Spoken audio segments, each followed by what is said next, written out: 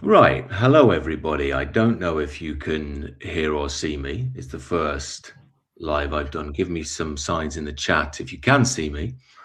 And for those of you who haven't seen me before, hello. I'm sure most of you have by now. All you have to do is click on the Substack or the sister channels. Uh, there we go. Can you see me or not in the chat? I can't quite tell. We seem to be live anyway. Can you check, Nick? Are we live? it's working. I can see see it on YouTube. Perfecto. All right, cool. So hello, everybody. Welcome. Sorry for being a bit late, a few technical difficulties and so on. Thank you, gents. So originally I intended to have a chat with Nick on the third channel, but then I thought, well, there's not really any subscribers yet, so we won't really be going to anybody. And it sort of grew and turned into this thing where we thought we'd have a broader chat about culture and why everything feels fake. I was going to call it "Why Does Everything Feel Fake and Gay?" But then I thought that might get the YouTube censors in play. And that sort of sums up maybe one part of what we're going to discuss here today, political correctness and so on. But first of all, happy Easter, everybody. And thank you, Nick, for coming along. No worries. Thanks for having me. As you say, a little bit last minute. Hopefully some people will watch it later, if not live. And yeah, we'll work out more how we're going to do it in future. Someone's saying that Nick using young pictures of himself. No, I didn't choose the picture. That was Richard. He just got it off my old Substack. I don't really have any new pictures of myself because I don't like having pictures. But the idea that I'm deliberately using better pictures of me is not true. There's a recent picture of me on my YouTube thumbnail. If you want to see how I actually look, I'm not trying to pretend. I'm not catfishing anyone here. Let's just get that clear. Yeah, I set you up there. I set you up a bit. Crossover of a lifetime. There we go. Well, we live to give. On that note, Nick, for anybody who doesn't know you, I'm sure many people do, but just a little background on yourself. We were just chatting a bit before. People probably know you from Lotus Eaters and GB News, but you're a comedian first, I believe.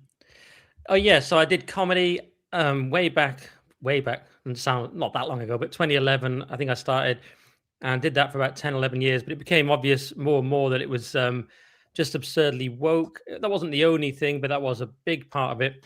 I'm not saying I was a genius, but you could tell that you would not ever find out your real level because there would be gatekeepers in the way. I was watching that film, The Lives of Others, the other day, set in communist East Germany. I realized it's the same because in that, the actor could only do well because she was chosen by the regime.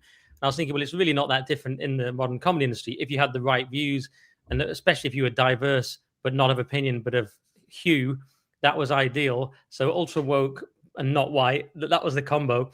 And if you were white and non-woke, you suddenly realize, well, I'm going to hit a ceiling here. And so it's not that I was a genius, but you'll never know what your level was because it was explicitly stated you won't get anywhere, you can't have an agent, and so on.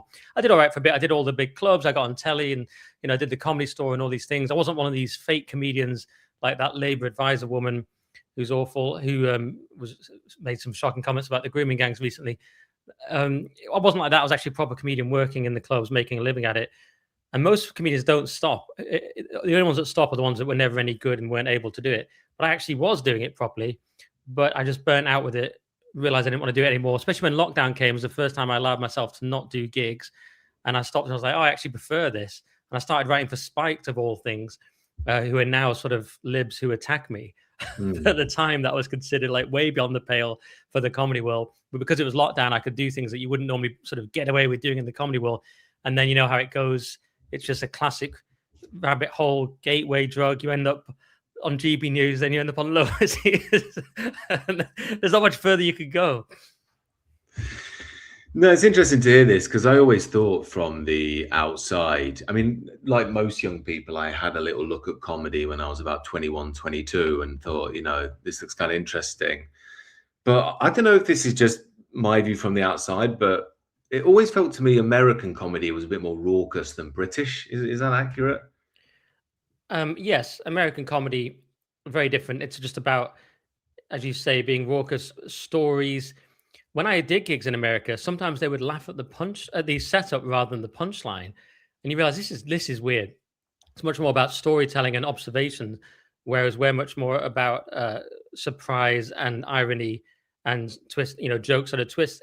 And there's so many reasons for that. One is that we come from the working men's clubs.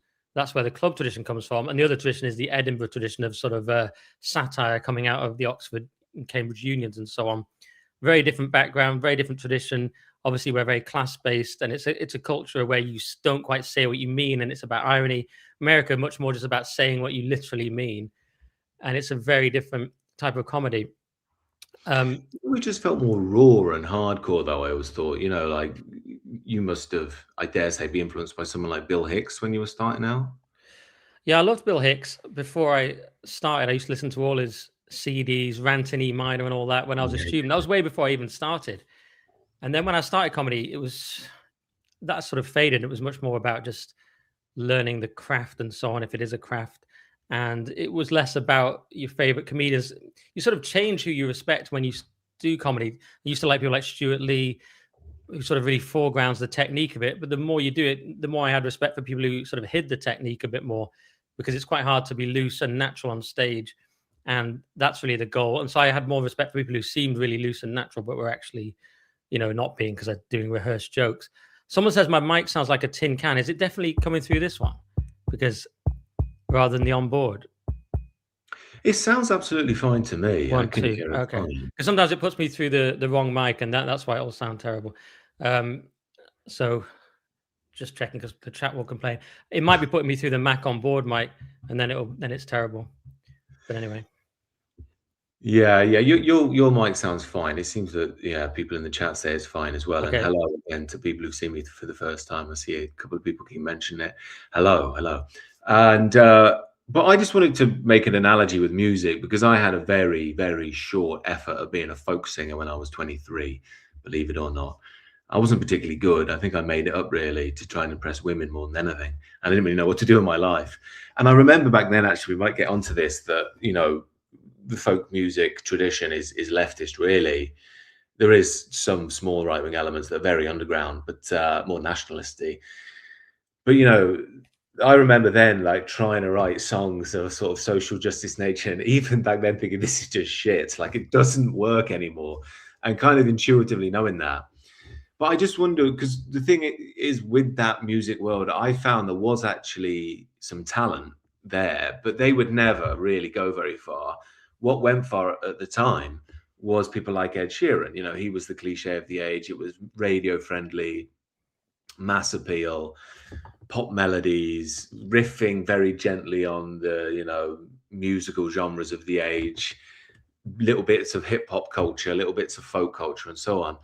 Is comedy somewhat similar to that, in the sense that you do get genuinely talented people, but you think that guy's too raw, too controversial to ever really beyond whatever it is, mock the week? That might have been the headline show, but whatever the build up to those were.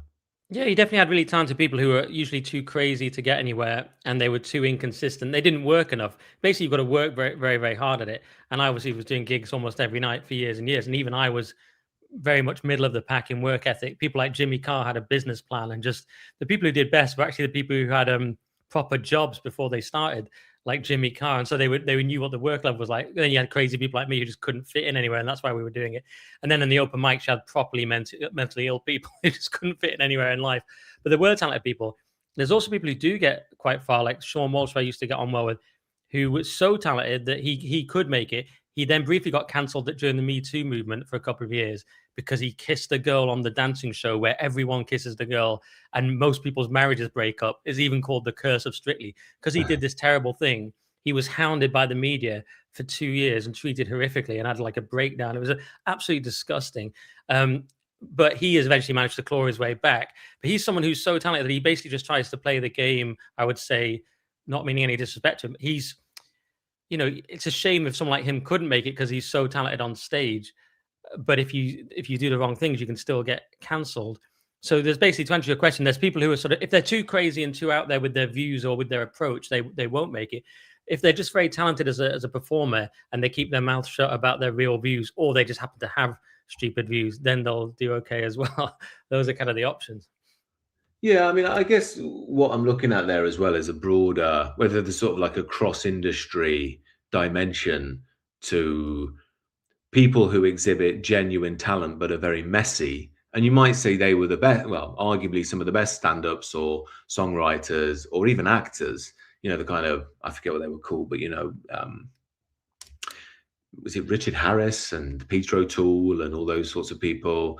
They were these sort of rebellious actors, but they were also the ones that gave the great performances. You could say the same with many songwriters. And I did have a friend who was an actor who was telling me that in this day and age, you can't get away with being shoddy when it comes to timing. You need to be presentable. You need to be trustworthy in the press, because if you're not, you just put the whole project in jeopardy. Oliver Reed, that was the name I was looking for when it comes to actors. He was saying you can't have any Oliver Reeds anymore. And again, just from an outsider's perspective, I assume that was sort of cross-industry, from comedy to acting to even music as well. Well, we were always told about these sort of halcyon days before I started, which was the boom of comedy, where it had this ridiculous boom in the sort of 90s, early 2000s, where anyone could make loads of money just doing the clubs. You didn't even have to be any good. Then what you had was a load of comedians who thought that was their birthright, and they were just constantly bitter that it wasn't like that anymore. We're always telling you about it and saying everyone else was rubbish and things. And they just started during a massive boom so they could just phone it in. But yes, they were also far less professional, and they used to sort of romanticize how it was far less professional. Then it became professional. Suddenly, posh kids were doing it. Jack Whitehall, people like this who went to the same school as Princess Catherine and things like that. These were the kind of people suddenly started doing it. That's when it's become a career and it professionalizes. So yeah, that definitely happened as well. But ultimately, and this might be a theme of what we're talking about, but it became. I also think all these things became impossible in the culture war and the current situation. So you go up thinking, okay, comedy is the thing you can do, music's the thing you can do, because we're probably a similar age and grew up in an era where you could do these things, and they were things you would naturally aspire to do. But then by the time you get to do them, I was in this comedy final that all the sort of lots of famous comedians have been in. It's called So You Think You're Funny, and I was in that after a few months of starting. Already, they had an all-women judging panel, and they'd already decided to give it to a woman, and I was called a misogynist, even a few months in. And it was already like, oh, we're doing this thing now. And then later it became about diversity of race and all this kind of thing. So it was already kicking in. Whereas that competition for years and years had been just a man winning it, just man, for like 20, 30 years. That Rona Cameron, man. Like, and Lee Mack judged it the year before I was in it, and probably would have liked me because I was doing short jokes and stuff. I'm Northern, but by the time I got to do it, it's like, no, it's all about quotas and woke now, and it was sort of already over. And I just think all the things that we might have aspired to do when we were young, they're just kind of over. I mean, the music industry is over for different reasons, partly to do with streaming and the nature of that. So you don't have these artists anymore. Your Bob Dylans and Joni Mitchells and Leonard Cohens and Neil Youngs couldn't really make it. You have people who are writing good songs, but they're just not going to be anywhere near as big as those people. And similarly in comedy, it's this woke nonsense with some exceptions. And obviously, we know film has completely fallen apart. So the things we aspire to do, I mean, I'm speaking for everyone here, but the things we aspire to do, we just couldn't. By the time we got to the point of doing them, they were sort of dead, really, or bordering on dead. Well, that's it. I mean, look, I think in one sense, why does everything feel fake now? It's got a very obvious answer, hasn't it? And that's the machine has got deeply involved. And there's that old Frank Zappa clip. I remember Paul Joseph Watson playing it years ago about, saying you're better off with the old guy record execs who would just be like, I don't know what it is, just put it out there. If it sells, good. So you would allow people like Jimi Hendrix and Bob Dylan and so on a way to be heard en masse, really. Whereas now, again, like I say, there are so many figures involved in, especially when it comes to music, but of course films as well. That this idea, I mean, I remember years ago, Justin Bieber got arrested. I remember thinking that just looks like it's set up to me, to give him this edge. He's been this, tweeny pop star with a fringe, and now they need to give him a bit of edge, have him with a mugshot, put him with some rapper, and make him date some chick or whatever, and it all looks very good for Coca-Cola and so on. So I think, the machine is the obvious element, but I think what I'd like to try and get towards is whether there's a deeper dimension to it as well, with regards to, I guess you could say it's this kind of end of history thing, and that are we really now at the time where it's not just that you don't get sort of the interesting songwriters or artists or whatever, but also that you you don't get the great movements that you had. So think about like punk music, for instance. I've always been very drawn to the sort of what I call DIY music, folk music, punk music, even elements of rap when I was younger, not so much anymore.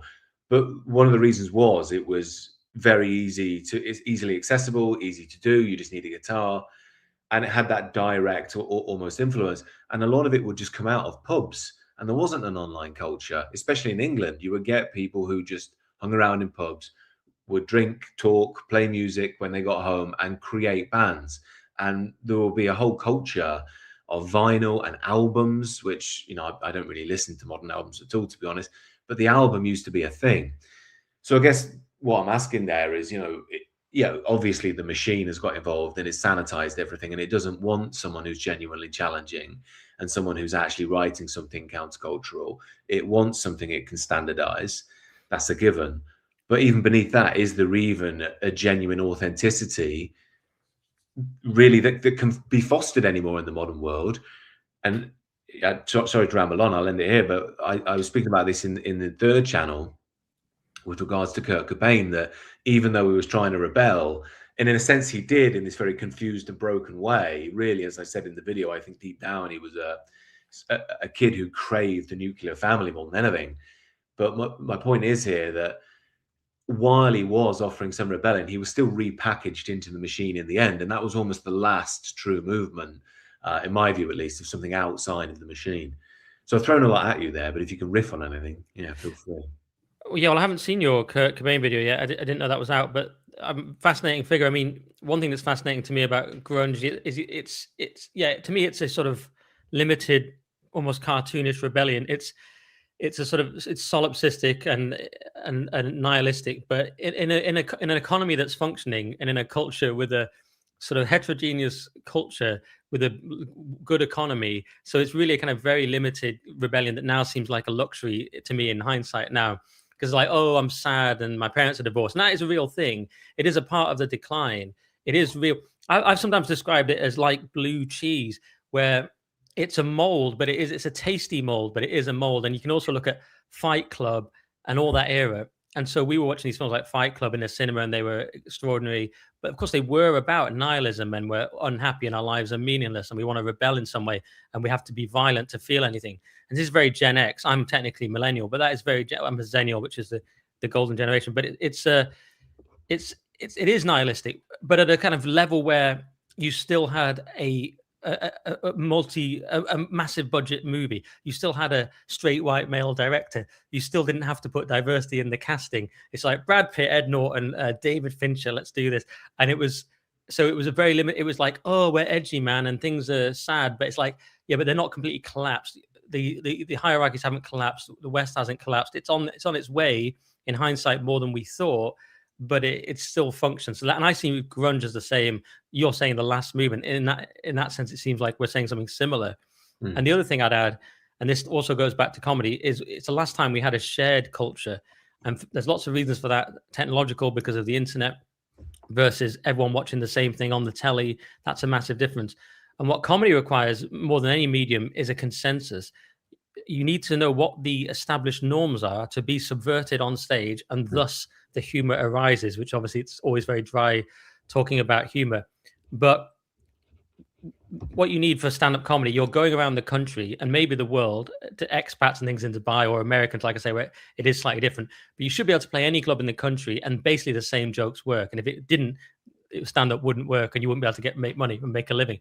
So you rely on these certain jokes working. That requires a certain consensus. And now the consensus is so far left that there are very limited things you can say in the clubs. Someone just shared with me a joke last night from some American. It was actually an American comedian I'd worked with who was in 30 Rock, and I'd done a gig with him years ago. But he used to do a character. Now he seems to be doing himself. And he said that America was founded on a word beginning with G. I don't know if I can say on YouTube, ending in side. Built on slavery, and now is becoming fascist. And it was like, this was the joke. That was the whole joke. He's like, no surprise, a country built on this and founded on this, built on this is becoming this. And I'm like, right, there's no actual joke there. You've just listed 3 accepted lies, because the first thing might have been a bit close to the side word, but it was really a war of some sort.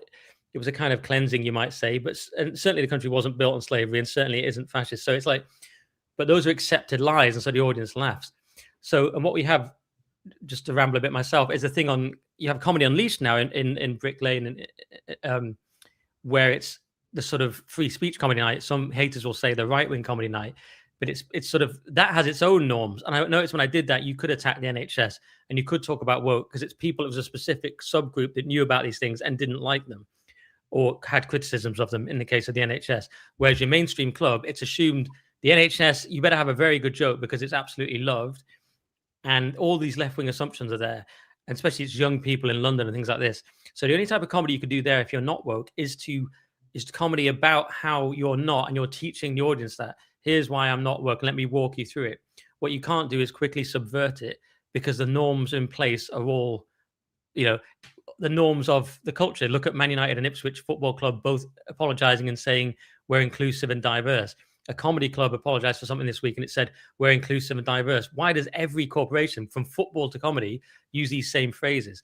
Because there's a prevailing ideology that's ubiquitous.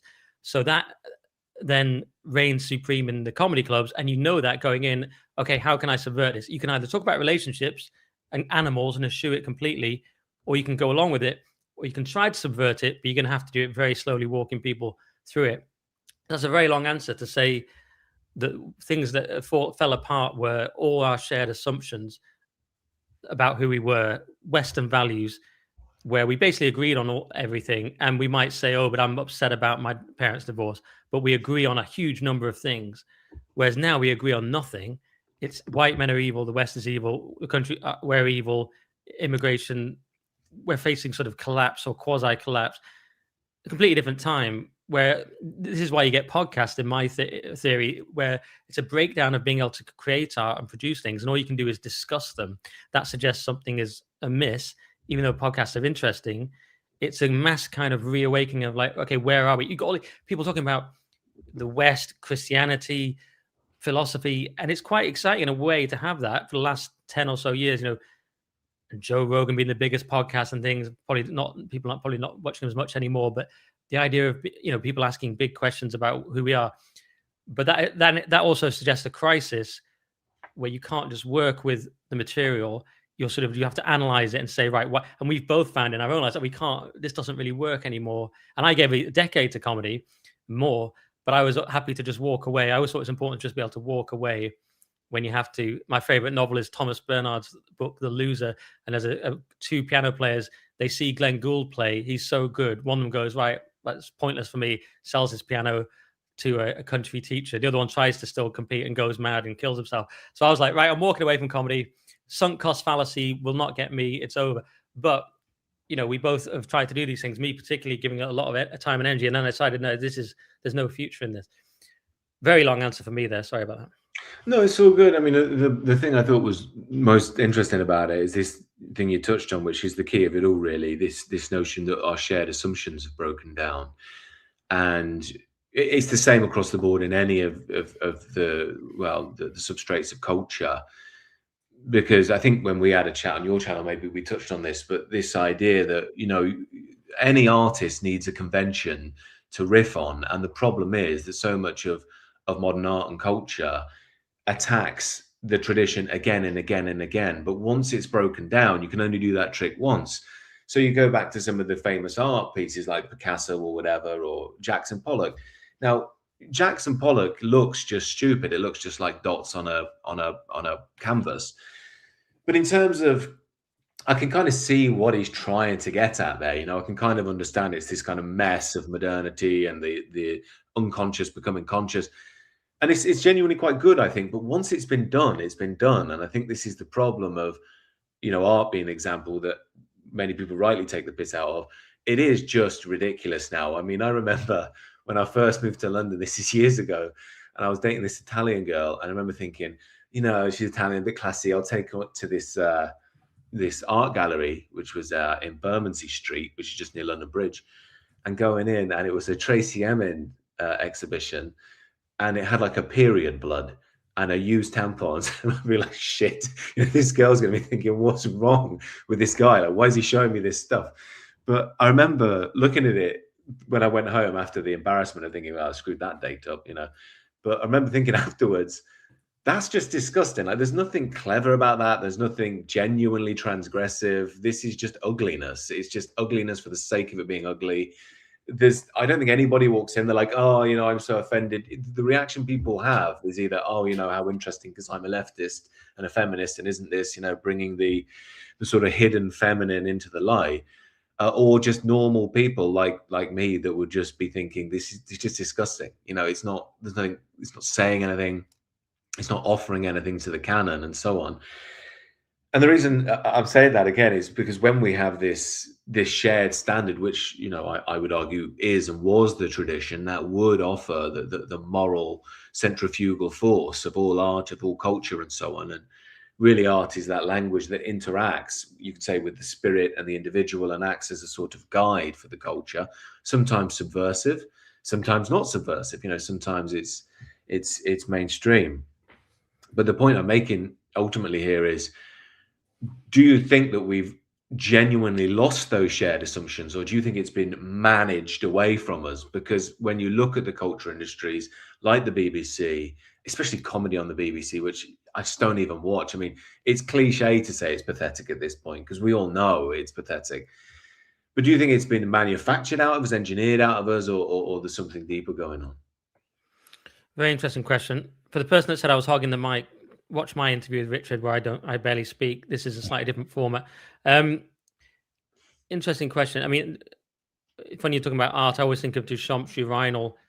His intention may have been slightly more clever, but it's basically, that's the kind of end of art in a way, isn't it?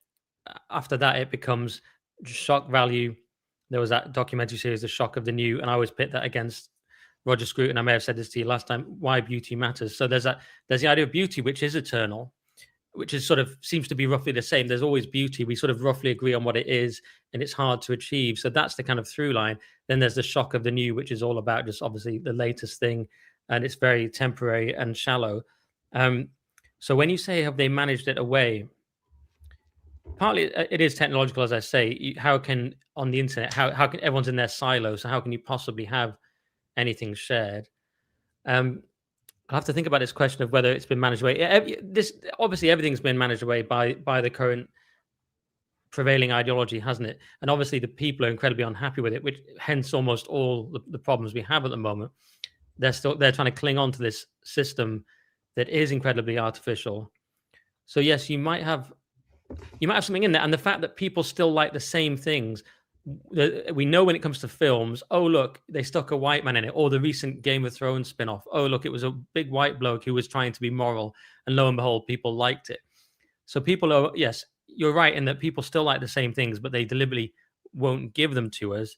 That is almost the problem. So the regimes become incredibly tyrannical in that sense. One analogy that springs to mind is, or one example, is comedy on the BBC. It started off, they're like, oh, let's put stand-up on the BBC, and Jack D had this Live at the Apollo thing, and then Michael McIntyre kind of took it over, and then he had Michael McIntyre's Roadshow. But it started off like, here are the best comics in the country. You haven't seen them if you haven't been to comedy clubs lately, and they're just the best ones, and here they are, or maybe not completely the best, but some of the best. Some would be left out, and that's what it was.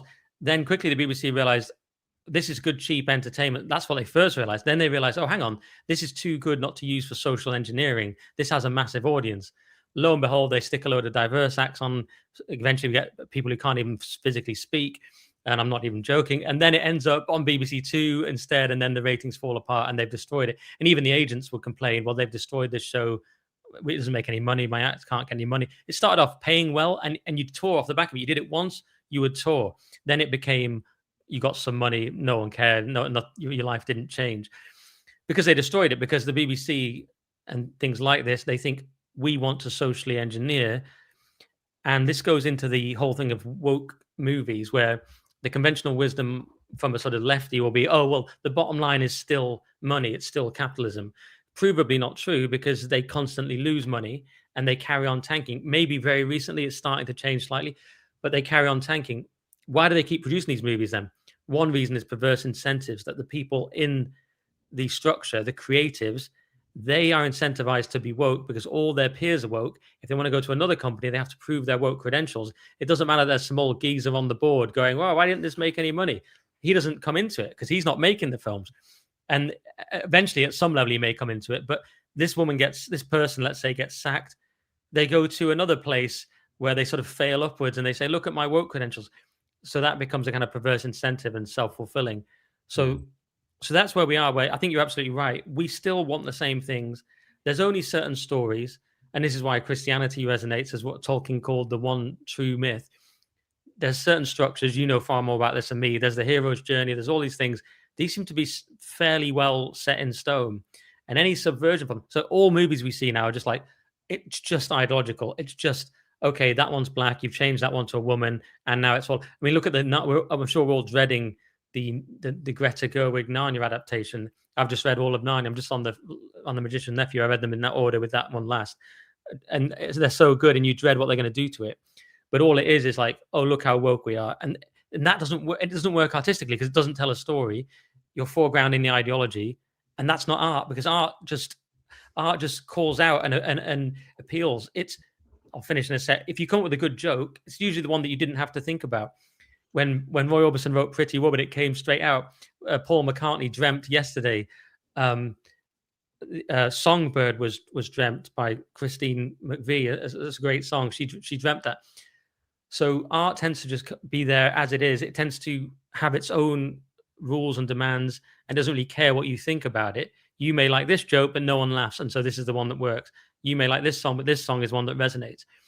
And so if you believe in that, as I do, and the objective hierarchy and the beauty is objective, then that's what art will always have to be. And when art becomes, no, we want it to be this and this, and we need this quota, and of course it can't work. So as you say, it's completely imposed. Yeah, and there's something in there, isn't there, about, all true art, all true humor is primal, really. When you laugh, you do it involuntarily. That's the point of laughing.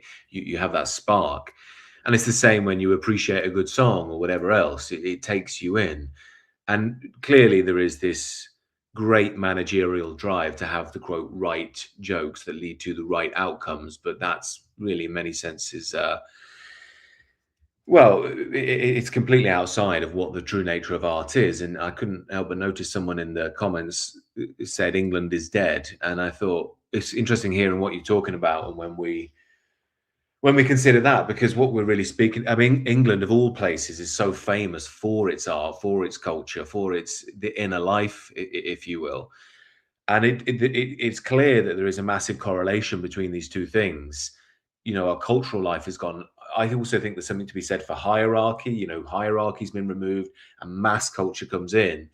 And it's ironic because we have this enforced mass individualism from the top, or at least that's ostensible, the idea that we're all individuals, and that's the way that we're sort of seen.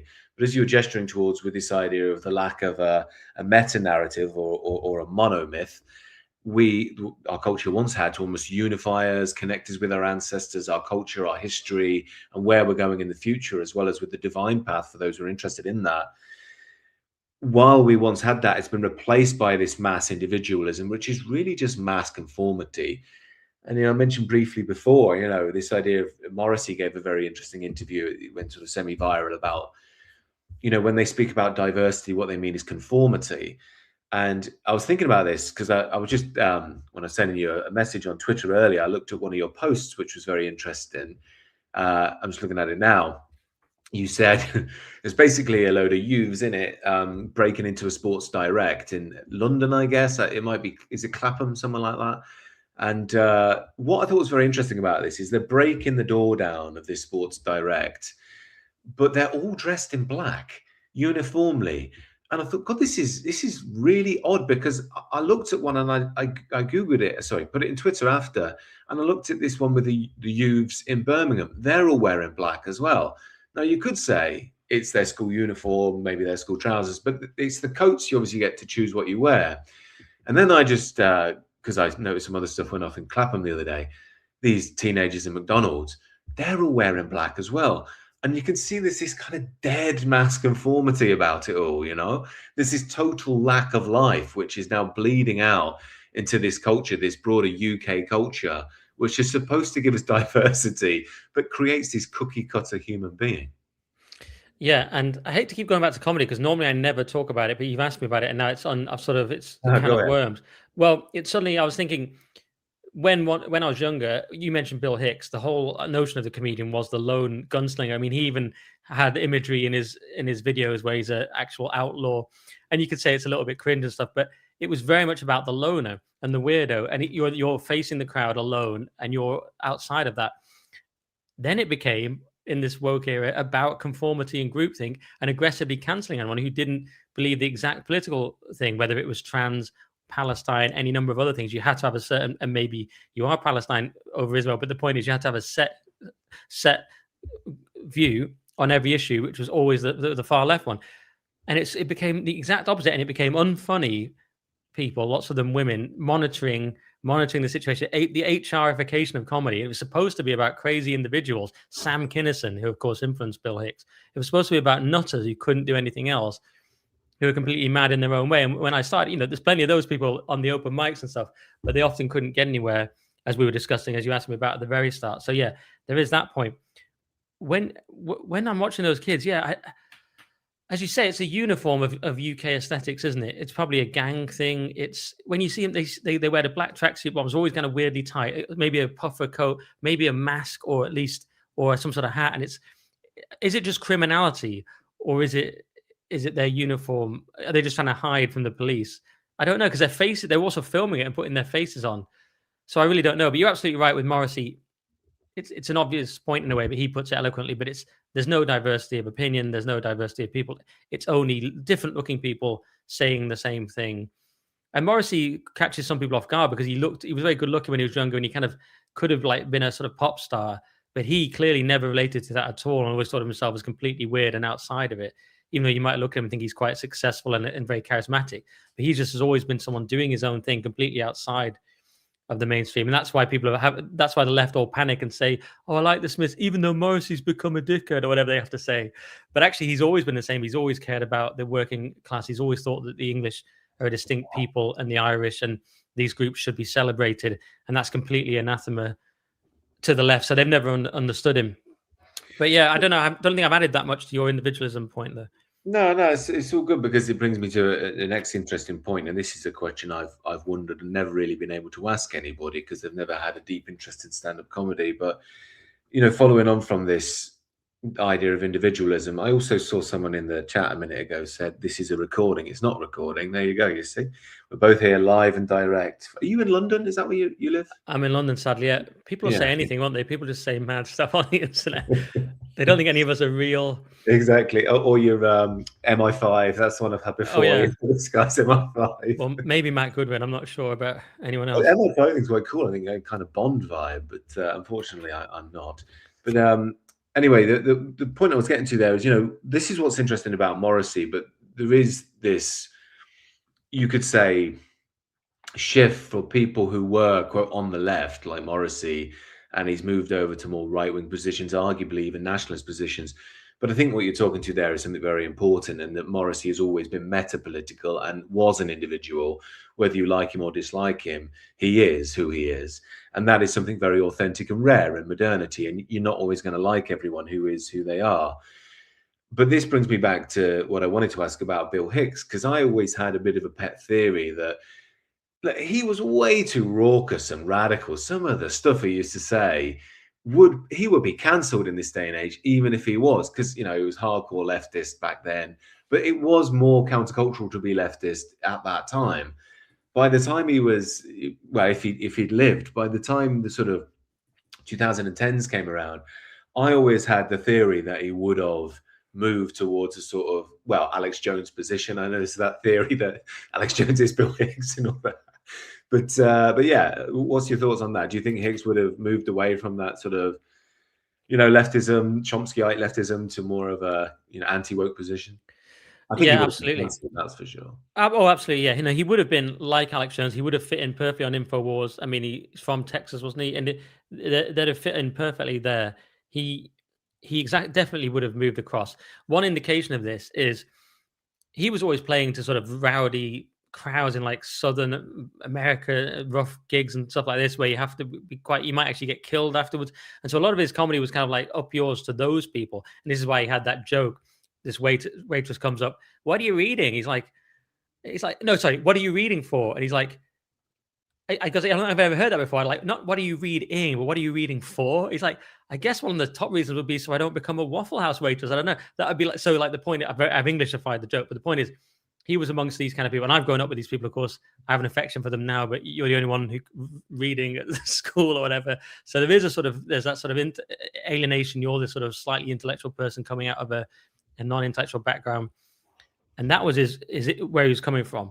But then notice when he comes and does these, I think is it for Channel 4? He does his live show. Haven't thought about it for a long time. I think it's on Channel 4, and he does his live show, and it's English people, it's an English middle class audience who appreciate him. And so often these figures have been appreciated in England before America, like Jimi Hendrix and others.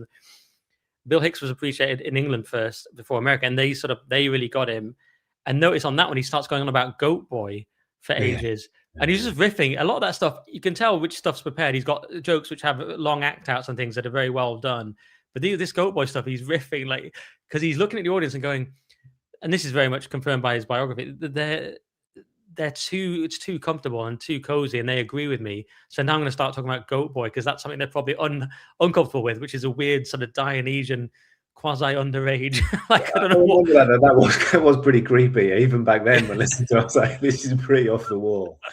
Yeah, because he's looking at it going, I don't just want to do the hits that these people want. I want to somehow alienate them a bit as well, because because they're not going to be alienated by the same things. In the Southern bars, it's going to be, in America, it's going to be, oh, he's too intellectual or he's too lefty. But in that context, it's going to be, oh, he's pretending to be a sort of humanoid goat who's like Randy. so yeah, he would have rebelled. He certainly would have been cancelled, and he would have almost certainly moved to the right. And some of the things George Carlin says are very similar to what Alex Jones says. Though I've never rated Carlin, always thought he's a phony. No, I'm the same. I was never that into Carlin. I found him a bit too cookie cutter. But no, it's an interesting point on Hicks as well. And I just wonder as well, like Hicks, it was clear he had a lot of personal battles, and it would have been interesting to see him go through those and where he came out the other side, because it was clear he was an unconventional guy, smoking and drinking. There was rumors that he was basically a confirmed sex and PORN addict and the rest of it. And there were things that he was just to live like a rock star, basically. I would have liked to have seen him stick around and seen who he would have turned into, because I think he would have been a very interesting guy. On top of that, I remember one clip I was talking about Mustache Man, which I can't say his name, obviously, on YouTube, but he was saying he didn't go far enough and all this stuff. He was raging an audience member. So he would go off the wall, with this stuff. And I think in this day and age, he would be cancelled in a heartbeat. And I dare say, would have been one of the first people to pick up on what was coming. But also, it leads me to another point, which I think we're arguably at now. And it's so weird, this, and it fits into a broader, very strange cultural time we're in, where things move so fast that in a way now even anti-woke is the new woke, if that makes sense. It's very cliched. In the online right, people are careful to say, oh, that's woke now, because you look a bit, simplistic, you're not thinking things through. It's become very sort of Daily Mail boomer, that sort of thing. So you can see, and the irony of that is, and I've tried to make this point on a video before, is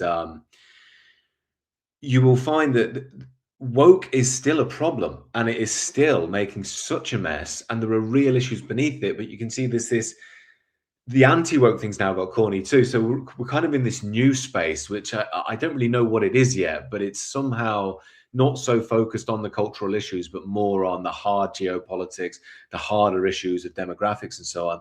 I'm not trying to go down that route today. What I'm looking for more is what is going on in our culture where nothing really sticks, if that makes sense. It becomes done for after a year or two.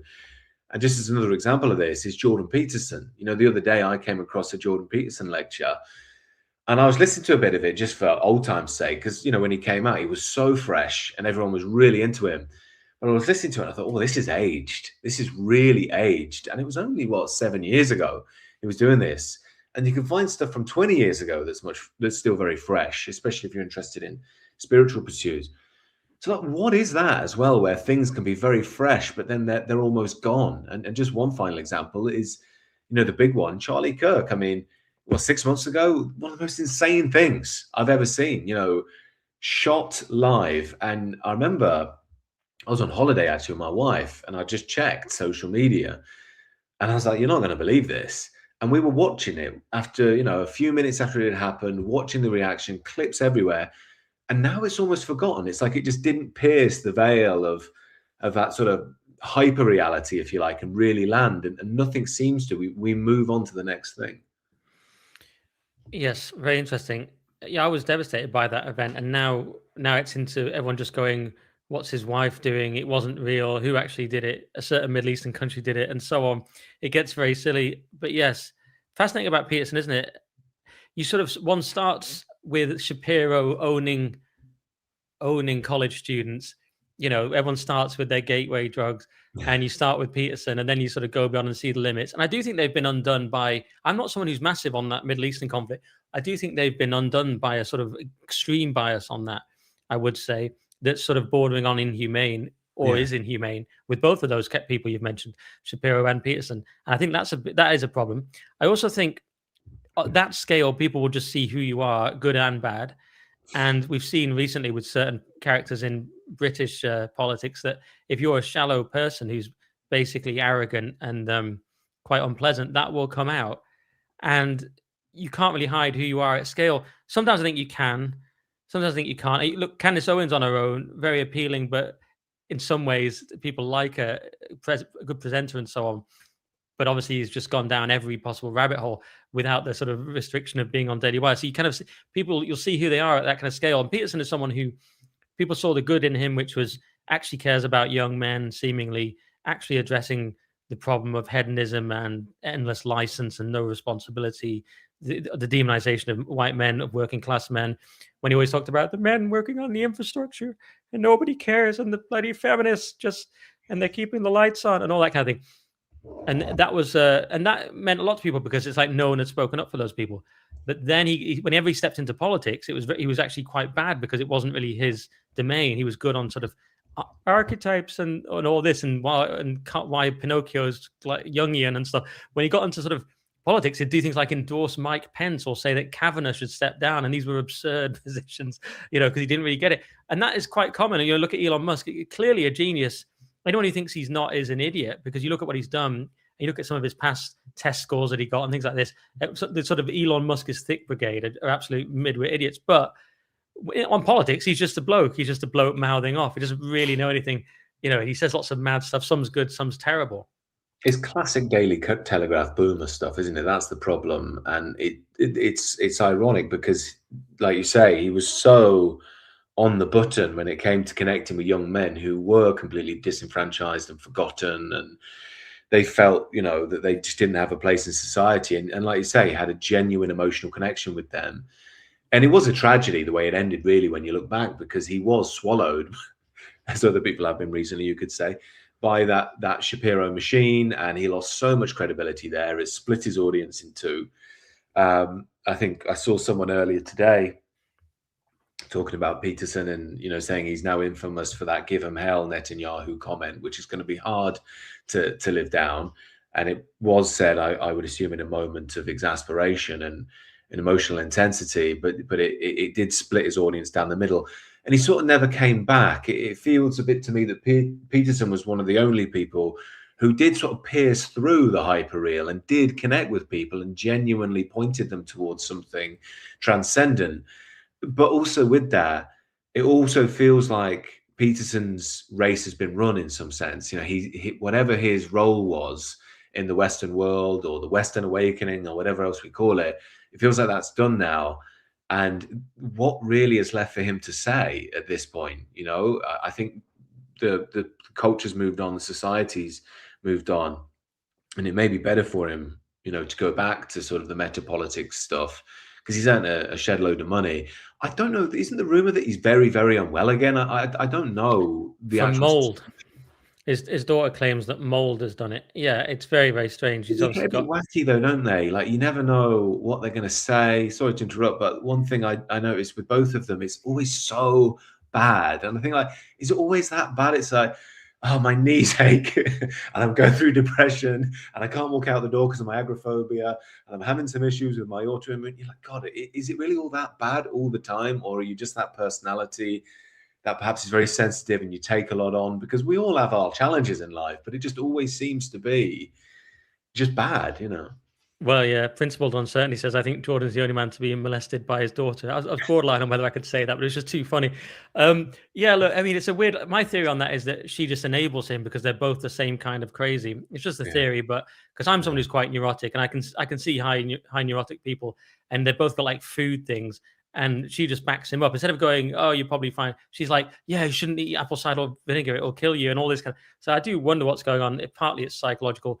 Also, he's just burnt himself out, no doubt. I mean, the amount of he was an incredibly hard worker, and the demands on his time were just ridiculous. You know, when you're that famous, and if you've ever done content creation of any kind, the amount of work involved is insane with production and stuff. And when you're at that level, it's just brutal. I could tell he was just working himself into the ground. So that's a kind of fairly banal explanation. A more interesting thing, I think, when you were sort of talking about these figures who one moves on from is whether you're containment or genuine. And I'm not going to say Peterson is containment, but we see certain podcasts do very well, and I, know some of them. They are they're interested in success, and it is hard to do well on YouTube, and it is hard to do all the production and all that. And I never, even if I really hate the people, I never sort of say, oh, they're total losers and they're rubbish. I just say, do you know what? They've been incredibly hardworking. They've been great at networking. They've done the production. They've worked. There's a lot involved. But there is a difference between those who are just seeking truth, even if it like messes up their algorithm, and idiots like me who get 400,000 views talking to David Starkey and then go, no, I don't want to do that now because I don't like having guests or whatever. But I'm obviously, you could just say I'm an idiot, but there are people who are looking for truth genuinely, as naive as that may sound, and there are people who are interested in success and containment, and bizarrely telling us all what to do when they're just some bloke. I mean, who just, let's say, who used to do comedy themselves, and now they're telling us what to think and where the line is. And I'm like, I know you though, and why are you telling me what to think? It's absurd. And we see loads of podcasts like this, and podcasts with some podcasts I'm disappointed in where they've got loads of money, they've got every advantage in life to start with, and then they can get any guest because of their contacts, but then they just stay absolutely within the lines as well. And I sort of say, if anyone can take a risk, it's you. But of course, those are the kind of people that wouldn't take a risk, and that's why they're in that position, you could argue. So I'm always looking out for who's genuine and looking for truth. And some people don't like Carl Benjamin, and he's a friend of mine, and I say, no, Carl is genuine. I'll take it to the bank that he's completely genuine, and I'll vouch for him. And other people, I say, yeah, you may disagree with them. They're totally genuine. Then there are other people where I go, yeah, they're not genuine. They are, and this is where the word grift comes in. It's a massively overused word. Most people in this kind of space know it's not a grift. It's, why would I alienate myself from, or not be able to say what I do to the football team or the hairdresser? I mean, as someone at a GB News producer, the barber wouldn't finish his haircut because he was working at GB News, and that's the most mainstream slop channel. So imagine saying that you're at Lotus. I just say I'm in media and try and leave it at that. But like, we're the most alienated people from the culture. It's the last thing you would do as a grift. However, there are within it those people, of course, who see, oh, I can make a load of money from this. I can get AI to write my book. I can, all these sort of things. And so that's what I think the key is. Sorry, that was a really long way of saying something quite simple, that some people are genuine and some people are grifting. And even Peterson, I think, was genuine, but just some people just hit a limit and they can't adapt. Some people adapt. Tate goes from talking about hoes to talking about Palestine, and they adapt. Candace Owens gets really conspiracy theory. Tucker Carlson goes a bit more off the reservation. So some people kind of adapt, and some people don't, and some people were never genuine. Yeah, there's several interesting strands there. I mean, I was thinking from the top. It's funny how Peterson's downfall did seem to begin when his daughter came on the scene, isn't it? I mean, it's odd that if you put the timings together, he did start to slow down around that time. She did start to charge for like things that weren't charged for before. Like you could do personality tests for free. She's like, no, they've got to be charged for. So maybe it became very clinical at that time and sort of more business driven. Yeah, he felt like he lost a bit of credibility with it, but he had such, massive support and fandom. But he's a different man at this point. And someone put in the comments that apparently she hooked up with Andrew Tate. I don't know if that's confirmed, but she certainly went to go and see him, I think, didn't she? So I don't know how that all played in the Peterson home. But what I wanted to touch on as well, feeding into what you were riffing on there, and I do totally understand what you're saying. There are clearly grifters. There are clearly people who will try and seek the truth as they see it and say it. And I've experienced that. You start saying things that are unpopular. Some people will stick with you even if they disagree. Some people will just fall out with you immediately, and then you will also find people that are sort of your people, if you're your tribe, if you like. And in my view, it's been much more rewarding to do things that way than any other way. But there is always the battle of the algorithm.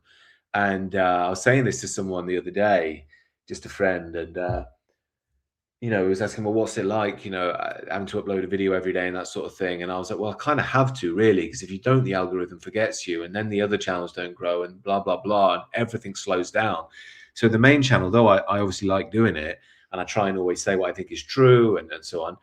You always have to keep that wheel turning, because if you don't, you pay for it big time. And I noticed in January, my wife was in London with her family and my son, and she got unwell. So I had to go to London. I had no signal, which meant I couldn't upload. And, it was 3-4 days I didn't upload, and you just get destroyed. Like, YouTube destroys you. Maybe I could get away with a day. And I've really, since then, it was only about 2 weeks ago since I fully caught back up. And I know, like, for all of us, it's that line that you're walking between. You can't just put up a title of, my take on Donald Trump, because no one will watch it. You need to have something that people will click on. And that's just the harsh truth of YouTube and social media. But you don't want to go so far that you're just completely diving into, mass slop and the rest of it, because then you lose credibility and the rest of it. But that begs the question about how much algorithms drive, the conversation and the culture nowadays, because it sort of dictates in many senses what you can really say and what will be picked up. And I know from myself through, even in this conversation, we've had to moderate certain words. You can't go down certain routes because that YouTube is the master of all. I think the only person who seems to have really got a big audience outside of YouTube is Nick Fuentes. And I still think that's around, he has like a few million subs or whatever. If he was on YouTube, someone like that would be huge at this point, So I guess I'm just approaching this from a whole other modern dimension, which is the algorithm and what that's doing to our culture, and maybe why everything feels a bit samey and a bit flat.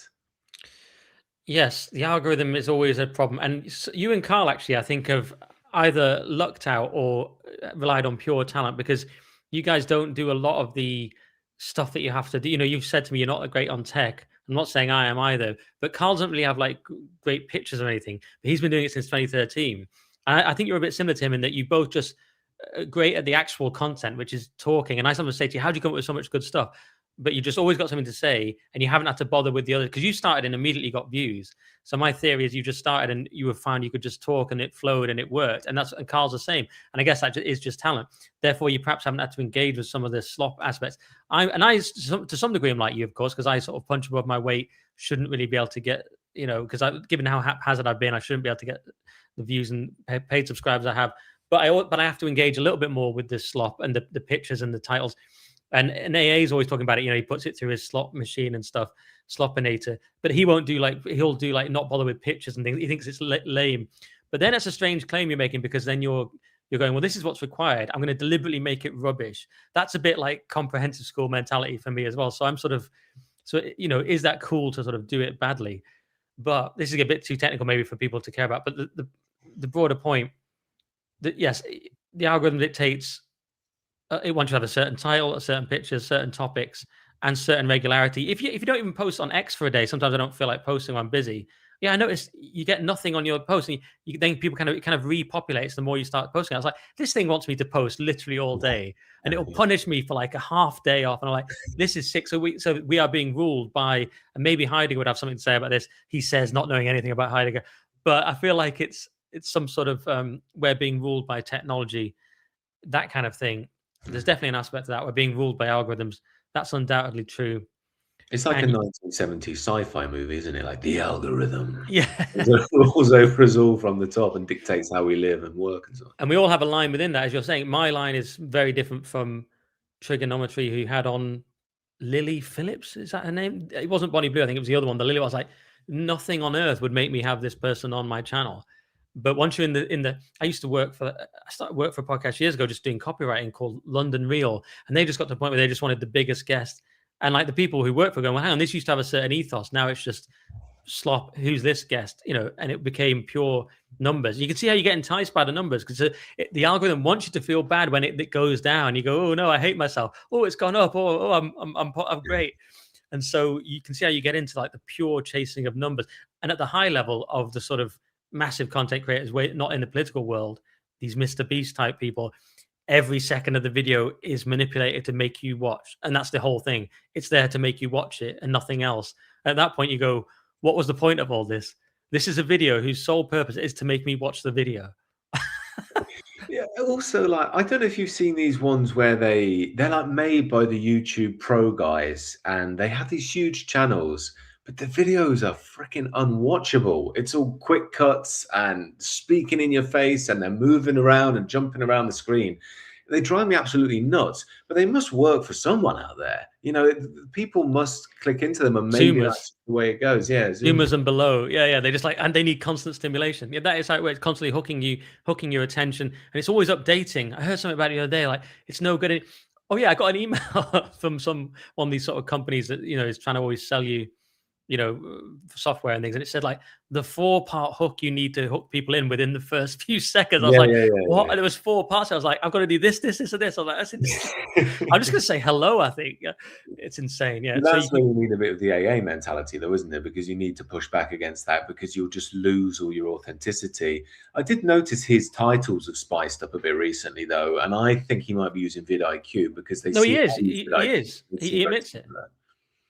No, he openly is using it. Yeah. Okay. But he uses it, but he jokes about it and says, "Look, this is what it." He says, "Look, this is what this is what you people want. This is your revealed preference. I don't care what you say. You want the slop because this is what works." So he kind of puts it back on the audience. Says, "Yeah, I'm using the slopinator because you demand slop." And so he gets around it like that. The only problem with people like AA is they're always in your mind of like will they think this is lame? And I hate that as well. So as much as I hate the slop, I also hate the voice in my head going, no, this isn't cool, because I think that's also another way of holding that's it. I try and walk the boundary between the two to get right the algorithm. But AA has also got a very long-term audience. That's the thing. He's been around for a while, and that means you have a solid basis. So you probably get away with a bit of that.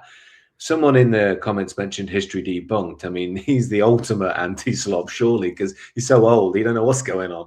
And someone said, he says, look at the thumbnail, and he does. If you watch his videos, he'll say, have a look at the thumbnail, and because nobody can do that really, because once you clicked on the video, but he's so authentic in who he is. Right. And in a way I quite like Simon, because he's like a throwback to early YouTube, where it was just a guy hitting record, no mod cons at all, nothing, and just speaking. And I think that's why he has such a good following.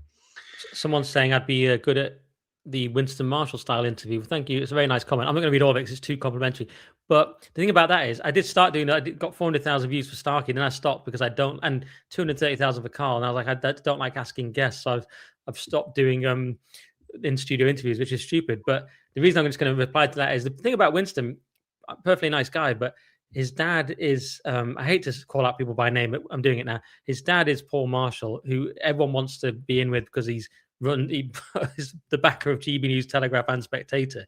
He's then also rich so he's already rich because his dad's ultra rich. Then he's rich separately from having a massively famous band. And then what does he do? He comes on and he stays within the lines of like acceptable center-right opinion. I'm just thinking, come on. Surely if anyone could like get out there, he's uncancelable because he's got, and the problem is he can have any production staff he wants and any money. Now I don't want to diss him because he's still, it's still a good product and it's not easy anyway. But, I'm competing just a bloke on his own, no contacts, no rich father, neurotic mental health problems. And we're just trying to compete. So and still I'll tell the truth, So I'm like, why be I guess they're just his genuine views, but why be containment when you've got those opportunities? But I guess those are just his views. But I just, you know what I mean? I think you can take a risk. But anyway. Well, yeah, I hear what you're saying, and there's also that kind of triumvirate of Winston Marshall, trigonometry, and the fella Andrew Gold, and they all seem to be absolutely smashing it, but all in that kind of like, center right space, and whether they have just got the algorithm on their side, or whether they make content that appeals across the board in this mass way. And to be fair to Konstantin Kissin, I know he has his friends and his enemies, but he is genuinely quite good in debates, whether you like him or not. You can see he does think very quickly. It's probably that stand-up comedy background as well. I think a lot of stand-up comics have done very well in the online space because they're used to talking in front of big audiences, thinking on their feet, that sort of thing. But it seems that they do really well. And I've often wondered, do they have an extra push, or is there something that they're just tapping into? Because again, I find a lot of their takes very milquetoast and down the line, but they seem to explode. Yeah, well, people always think that they were paid and stuff, but they were sort of dark money. They say they're not. I know how they started because I started the podcast with Francis, and then Constant took my producer and co-host, so I know exactly how it started. So there's very little mystery for me because I literally started the podcast. But whether later on they got a push, the algorithm favors certain people, definitely. I don't know how it works at the higher levels. But, I always say credit where it's due, Andrew, as well. I mean, Ed Dutton quoted me to Andrew Gold the other day, and he looked at him just blankly with a kind of, I feel like he probably hates me. But I always say he's worked very hard. And he had several channels. He's always pointing out he had several channels that didn't work, and he works really hard on it. There's no doubt it's a huge amount of work. And so I do, respect G for that. Yeah, for my taste, they stay within the lines far too much. Andrew slightly less so, because he will have an Ed Dutton on, which I don't think Constantine would.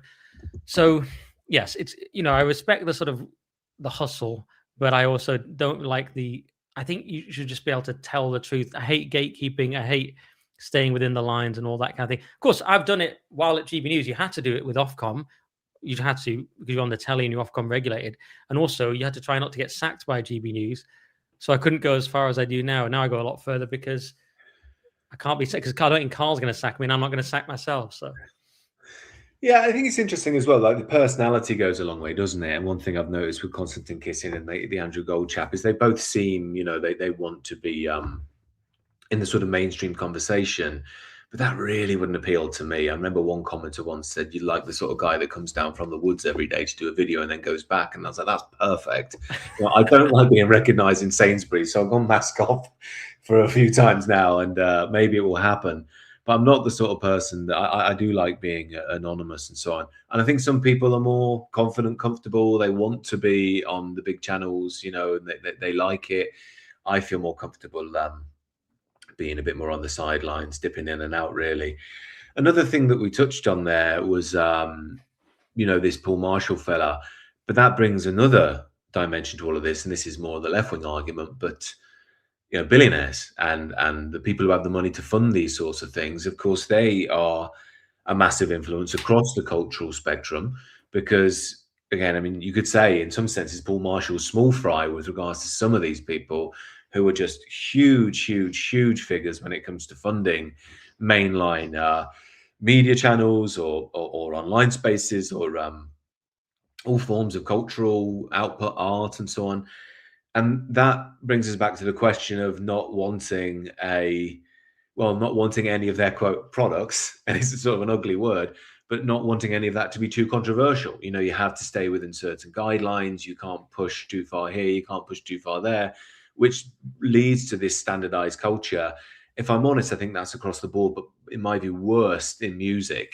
And I don't really listen to modern pop, but if it comes in the radio, one thing I often think is, this song sounds like something I've heard before, but I don't know what it is. And I'm pretty convinced that they are probably down to a T, have all these tests on evolutionary psychology and recalling memories, and they will be using those certain jingles that are a riff on another melody from something else. And when you look at the content of the music, it's the same thing over and over and over and over again, just expressed in a slightly different way, So again, a bit of a broad question, but starting with the influence of the fat cats, really. yes, that's definitely a part of it, isn't it? And to some degree, it's a massive problem on the right and in this country that there's not funding.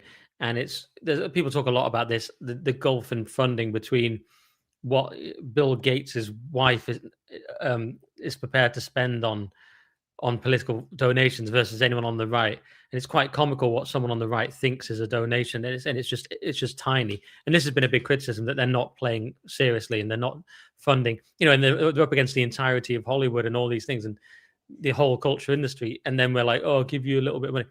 So there is that problem. just on a quick anecdote on billionaires, there were two massive famous figures of the containment right at a private event I went to doing a speech. Then we went on to this weird club, and I went out of curiosity, you understand, as a in a journalistic capacity, and it was very weird. And I wrote a piece about it with the names taken out, because they said it was Chatham House rules. But then they read it, and the guy running the event said, "Can you take it down?" And it was this hilarious piece, and I got blackballed from all future events. Never went to another one, even though I took it down. And I thought, this is why you don't do as well, Nick, because you've autistically written this article. And the gist of the article was, everything they say is nonsense. Social conservatism is a lie. It's all about power. We're just in this club. We're in the VIP area. Life is just about getting into the VIP area. We're like the jerks in Succession or something, and we're just the jerks in suits at the back of the club. And it's all about this, and everything's a lie, and everything they're saying is a lie. That was the gist of the piece. Now, it was only a subjective sort of gonzo piece, but they took it very seriously. I got blackballed completely. I was like, I thought you guys were into free speech, but that's just the kind of thing I would do. So the little money that there is in this sort of realm of politics, I've managed to alienate. But yes, you're right. Those people dictate, and Marshall is a good example. I don't know what he's like as a person. I don't want to attack him. I worked at GB News, but what is this spectator unheard axis? I've talked about it on Lotus. You go like, what is this? They say, one article, is reform too Christian? Another article, why Muslims are the future of Britain, more like about young professional up and coming Muslims. Then they have Bonnie Blue in the Spectator, and I look at all this, and then they have Renaud Camus on her, but they grill him like he's this racist bad person, and I go, what is this? And apparently it's Freddie Sayers picking most of it, and he's just basically a gay liberal. And so I think that's like a big part of it. Although Camus gay himself, so that didn't seem to come into it. But he's just basically got this weird agenda, which is here's your base publication, Bonnie Blue, and Christianity's bad. And I'm like, what is this thing? And that's so everyone talks about containment a lot, but these publications are very strange. Aris Rusnov had a great piece the other day about ethno-nationalism in Unheard. So they do have great people, and they have Mary Harrington, but they have a lot of this weird fake conservative thing I think we're all really sick of now. This Michael Gove stuff, like that's completely just allowed the country to be completely destroyed. But it's like tasteful, and you can have some job. And if you're a posh young girl, you can be an intern and be on the Spectator podcast. And I'm like, what is this rubbish? Well, that's it. And, there's an interesting point there, which is slightly unrelated to the broader theme, but worth just touching on quickly. And this is, something that if you are interested in these conversations and spaces, I think we all hit up against, which is, my views have got more quote conservative and more traditionalist as I've got older, but the essence has been the same for a long, long time. And it feels to me that because the centre's moved away, so many of us are now on the quote far right or hard right or dissident right or whatever else it's called. I don't really mind being called that. I don't mind being part of it. If I am it, I am it. I try and think metapolitically, but whatever.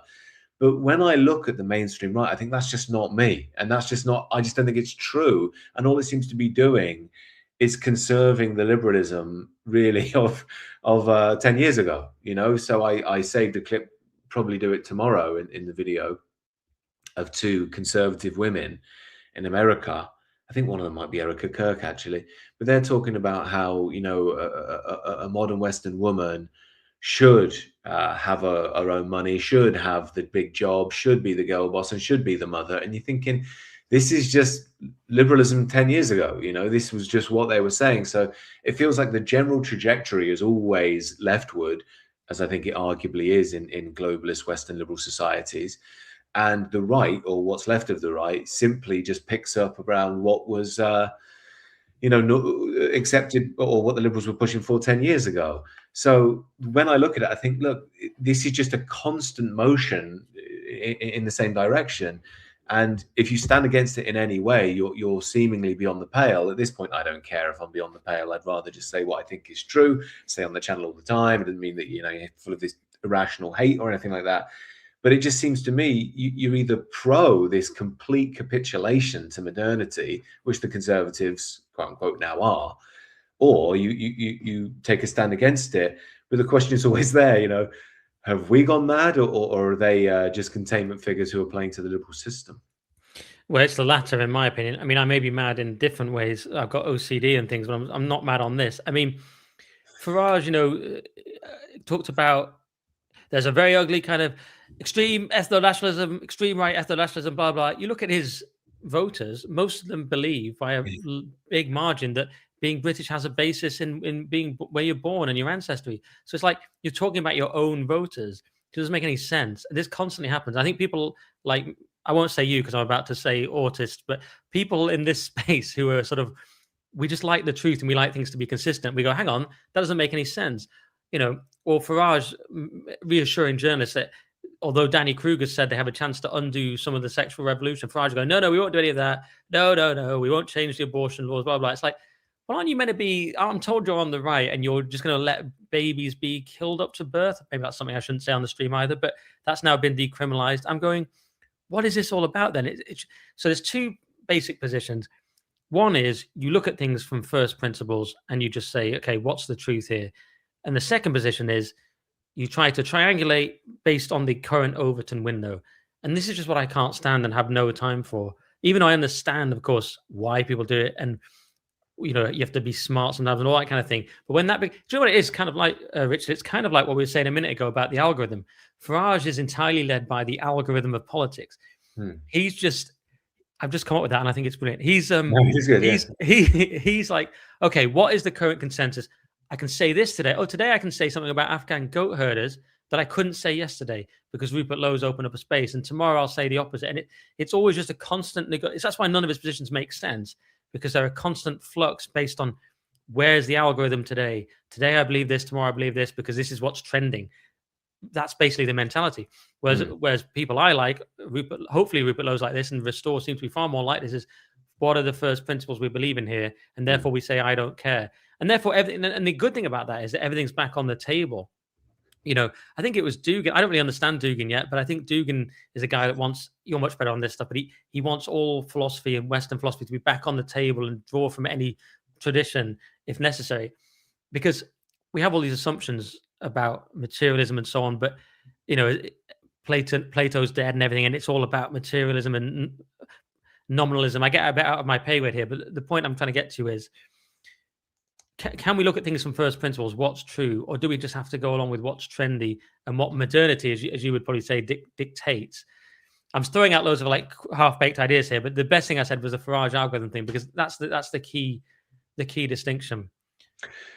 Well, yeah, no, I mean, that's a good analysis of Nigel Farage, and I think we're getting to the real essence of, well, a lot of what you've put out there, and certainly what I've put out there with regards to, we've lost that central orienting factor that would have given us the ability to work off something in terms of a civilizational context, in terms of a society. And one of the things that I've been quite uncertain about is how successful Restore Britain can be, not because I dislike them, but more because I take this traditionalist line that we're just in an era of collapse and you just got this tidal wave coming and you can't really push it back, and they'll do everything to you to trip you up and screw you over. And, you were talking to it there about telling the truth and working from first principles. And I hate to be black-pilling, and like I always say, I think the collapse will lead to the reawakening. So it's not that black-pilling, it's sort of white-pilling in a way. But when you're talking to this idea of people who work from first principles, I think you're right. But will they be able to have political influence? Because what we see so often is that the people that will play to the mass, the media machine, it can just push people in directions, wrong foot you, and it doesn't care if you're honest and true. It cares about narratives. It cares about how it can manipulate people. It cares about how it can present you in the worst light possible. And I often think this, even, you referenced reform voters saying they believe to be British is to have British ancestry and so on, perfectly same position.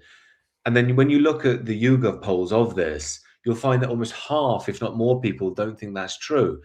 But I often think, but that's only probably because of 20, 30, 40, maybe 50 years of regime brainwashing, which has told people it's the most evil thing you can possibly think. So how much of what the mass thinks is even what they genuinely think? I know in my own experience, and this is some woman in the comments asking me where am I on the left and right. Yeah, I'm probably on the hard right, even the far right now in the modern system. And I would say, because I for years was just interested in traditional ideas and spirituality and the rest of it, but I personally took a long time to think these things through, and that was my experience. And I found, and I'm quite a slow thinker, so and quite an emotional one, the Christianity stuff. I don't like the idea of feeling like, oh, I'm doing something really evil to anybody. So there's a lot of prayer and meditation and contemplation to get to the positions I'm now at. And it wasn't this idea of like, oh, this pipeline you get dragged down. And the reason I'm saying that is not that I'm, anything particularly special, but I do think that I invested heavily in thinking about these things and learning about these things and the rest of it. And I just think a lot of folks out there, they're either too busy, they're just involved in the mass media machine, they don't care about these things. So they very often accept the right view by osmosis. I remember even with Farage around Brexit, there was this story a friend was telling me of this his friend's mother who said like, oh, did you hear what Nigel Farage said about immigrants? And I can't remember what it was, something semi-controversial. And she said, oh, can you believe this? And this guy said, yeah, but Mum, you say things like that all the time. And she said, yeah, but not out loud, And that's that's the attitude of many people. You play to what is the socially acceptable norm, which has replaced what you could call what was once our shared morality, which was in the hierarchy of the system, our culture, our civilization. So I hope you guess what I'm saying there. The general question, the general point is, can modernity really be overcome by a political party, given its nature? Well, you're so much better than me on that topic, but I'll give it a stab, answering some of the things you said or commenting on them. So when we talk about can the decline be arrested, in a wider view, no, because something like whether restore is better than reform, obviously they are, but it's a drop in the ocean if you think in Spenglerian terms or Carlylean terms. Because if you're talking, see, Neiman's written a good book on this, The Prophets of Doom. And these people like Carlyle and Spengler et al. Thought we were in, and Vico and many others, thought we were in a cycle of decline, but they're talking about hundreds of years. Like Carlyle thought he was already in the period of total decline. Like I've talked too much probably about the 90s today as some sort of ideal time, but like Carlyle's like talking about, what is it, the Victorian era or whatever. He's talking about that as decline. And we're way further on decline. And we look at that and go, what are you talking about? That was incredibly rigorous standards. But he thinks he's already in decline. Now, these people are talking about almost once you move into modernity and what Vico calls the barbarism of reflection and the age of men, he means that they all sort of romanticize a little bit, in my opinion, this state of barbarism, and lightning is a symbol from the gods and all this kind of stuff. And they sort of say these people were living in a kind of poetic present moment at all times. And what we then get into is intellectualizing, and everyone has a different term for it, but very similar across all these people. Vico's term, I think, is the age of men, where it's, and he has this term, the barbarism of reflection, which is a strange term, but it just means people have started to intellectualize and analyze rather than just live. And that's kind of where it's all over. So they're talking about hundreds of years. So when people talk about decline, we're in one tiny point in a massive, massive decline in that view. So can the decline be arrested? No, we're talking about very small changes. They can still make massive differences to people's lives. But if you want to talk about decline, you could argue we're in a very long decline. I've said it too many times. Another little point on what you said is that I sort of resent all these right labels, because, I mean, there is Evola, who you know more about than me by far, but he said that famous quote, "My principles are only those that before the French Revolution every well-born person considered sane and normal." So I still go back to that with you're saying, well, you're far right and stuff according to the current Overton window or current whatever vibe, but I'm saying that all that is nonsense, because no, I agree. Yeah, there is only what's real. There's only the Tao, to use C.S. Lewis's term. Yeah, exactly. There's only the moral truths that don't really change, and if you just stick with them as the world goes nuts, you're of course called all these names, but you do sometimes go, am I this monster? But we haven't changed. Yeah, that's exactly it. And again, the reason why I say like, oh, I'm far right as well, is to take the sting out of it, take the fear out of it, because that I believe is how we're controlled a lot of the time. You're not allowed to be this, you're not allowed to be that. And I would agree entirely that it's really about one's, adhering again to those fundamental truths of life that are replete within traditionalist understanding. But again, I mean, I think we're touching on the sort of big issue of the time, which is, well, is rebellion even really possible at this point in a true sense? You know, can we really culturally, artistically, even politically create art or culture or political movements that are genuinely subversive? Or has the regime got it sewn up?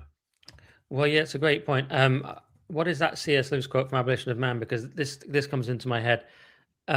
He basically talks about how in the future, I can't find the quote now, but the people controlling us, who he calls the conditioners or the innovators at other times, he basically says they'll be so powerful in future that they can essentially dictate what we think. It's a very poor paraphrase of what he says. So, of course, in that world, there is no rebellion possible. In the 1984 world of everyone being monitored all the time, and we are being monitored all the time, what rebellion is possible is a big question. You may not mean for those reasons, of course, but what when you say what rebellion is possible, what are you thinking? Are you thinking of technology, the ubiquitous sort of total state, as Oren McIntyre calls it? What are you thinking of there?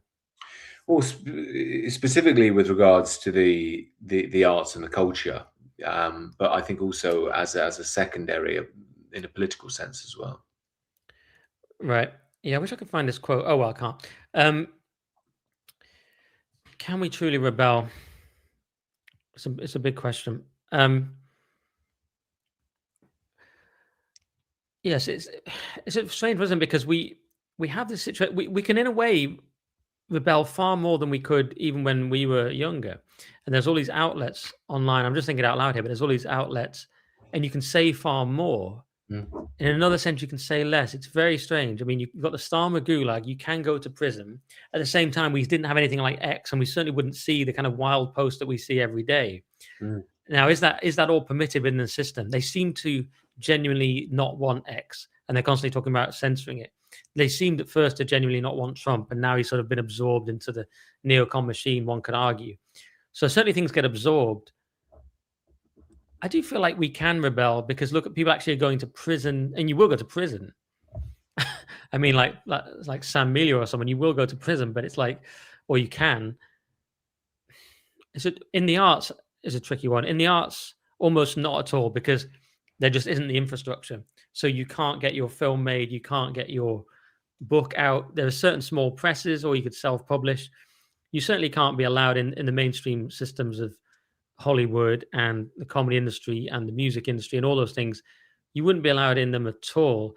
We're kind of missing all sorts of great films that could never happen, you know what I mean, on sort of right-wing figures and stuff like that. Well, let's give the other side of their meteoric rise. We're not going to get these films because it has to be the same view. What I do, this is a funny thing, this is touched on this, and I said to you the other day, don't think I've stolen this idea from you, because I came up with, it sounded like you were saying something similar. I'm thinking about doing a series of videos on films where you can support the baddie.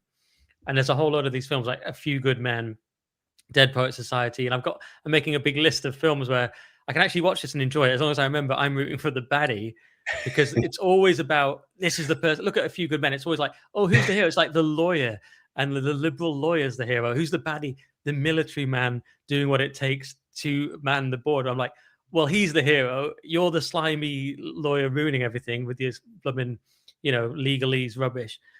And I go, you can just support the baddie in nearly all these films. That's all we get. We can't ever have films, with the exception of sort of to some degree, a Clint Eastwood film or The Edge by David Mamet. We get these occasional little crumbs, but we really can't have our worldview represented in the arts almost at all, except in these small pockets and small presses and things like this, I would say. And you can't have, I mean, look at Jonathan Bowden's films. You can't have the budget.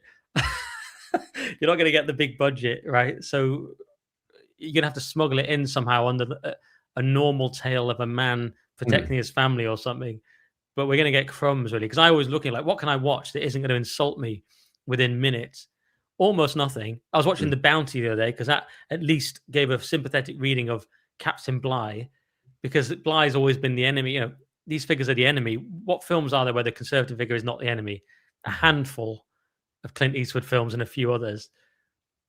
Very rambling answer. Go on. No, it's interesting. I think you're onto something. I think we can perhaps speak freely in a way that perhaps we couldn't in some senses and not in others. I remember Anthony Cumia, you might know this guy in America, like a radio host. He's saying this really interesting point about growing up in the 70s, and that it was just dangerous in that your parents would be like, yeah, just go out, and he would go and wander around New York. But he was saying it was much more dangerous, but safer in this weird way as well. And that's something like our modern world. I can kind of see what he means in that. In one sense, it's much more sanitized, but it feels more dangerous in some senses as well. It feels more uncertain, and people are all over the place trying to really discover their views. But yeah, I mean, I think when it comes to this idea of genuine rebellion, I mean, I do almost believe that the culture industry of the day controls so much, we can't really get anything really raw out there. But I've been speaking a lot about King of the Hill, and I know it resonates with a lot of people because a lot of people reached out about King of the Hill.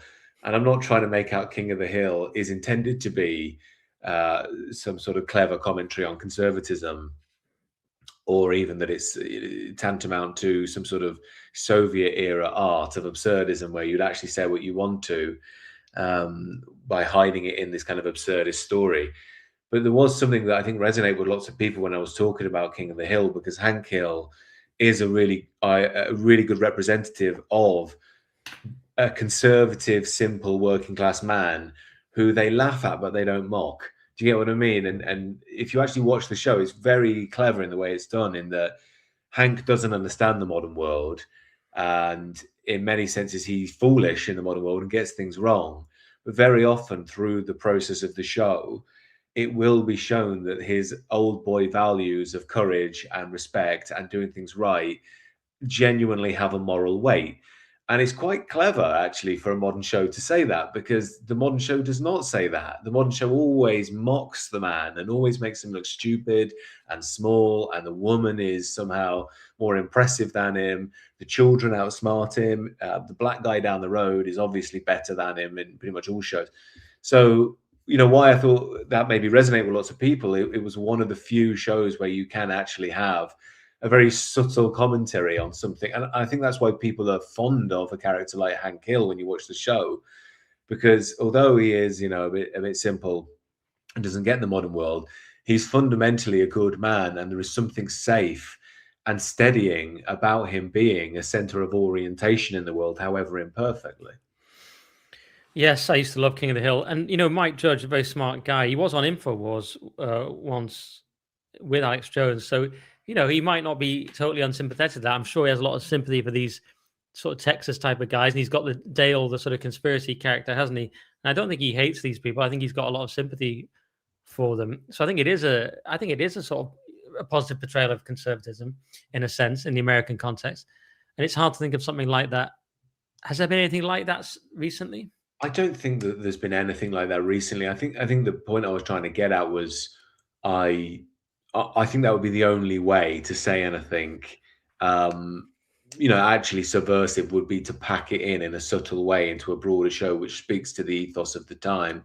Which, I mean, I think you saw, in fact, why we started this is you saw the video I did on the third channel of Leonard Cohen's The Future. And towards the end of that song, he very clearly calls out abortion, but no popular musician can ever do that. He's very clear in what he's saying, but he hasn't really hidden it. But because of who he is and because of the nature of the song, it's almost, you don't even really see it there, but it's a highly conservative metaphysical point he's making. Yeah, I love that song. Yeah, you're talking about this destroy another fetus now, we don't like children anyhow. Yeah. One of many great Cohen lyrics. Yeah, he had Democracy, didn't he? Where he sides with democracy. Democracy is coming to the USA, though he does say, "I'm sentimental, if you know what I mean. I love the country, but I can't stand the scene." So he's not a simple lefty artist by any means. No, I mean, I'm flagging slightly because I've got a slightly sore throat. I've been doing so much content speaking about the bloody algorithm and the relentless. We'll wrap up in a minute. Yeah, but I'm sort of going blank on. I love King of the Hill, so I've got to watch your videos on this. If you're going to they're going to do really well if you're going to sort of reconceptualize King of the Hill and all these things, because there are these conservative things sneaking in there. As I say, though, it's kind of crumbs, isn't it? We're kind of looking for them. Clint Eastwood, Gran Torino, where he's still siding with immigrants, but they're sort of the conservative first generation immigrants versus the sort of deracinated white libs, and but it is a conservative message to some degree. Very hard to find really conservative cultural content out there. Some people sort of claim it can't work and there can be no such thing as right-wing comedy or right-wing art. But I really don't think it's about being right-wing. It's about, does it follow these essential truths, or does it try to just pump the currently trendy ideology in your face? That's the difference, isn't it, really? And I just think this is something I've said before, but reality is right-wing, or you could say reality is conservative.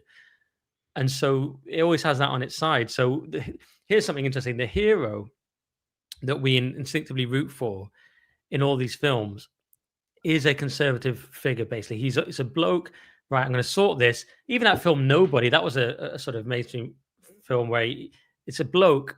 I'm going to avenge this wrong against myself or my family. I'm going to do it on my own. It's a vigilante. Batman is another example. These are all conservative archetypes. And the hero's journey story is conservative, I would even say, in its nature. And so the funny thing is, all these people, all these sort of lefties, maybe they're even just watching Marvel. I believe they're rooting for inherently conservative ideas, and ideas that just fairly represent reality, therefore can't be leftist, which is this top-down rationalist kind of attempt to, at a utopia. So I just think reality and the hero's journey in films are sort of necessarily conservative. This is why woke films are one of many reasons that they're terrible.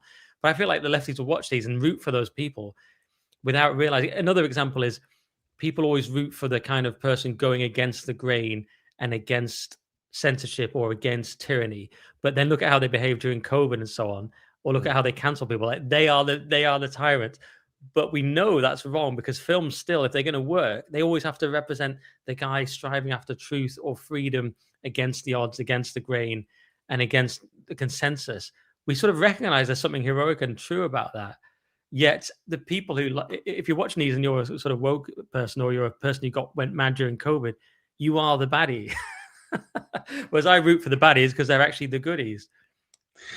Well, this is it, isn't it? And again, I think what we're touching on there is a very interesting aspect of our culture at the moment with regards to the telos of who and what we are. And that speaks to this idea of monomyth and the hero's journey.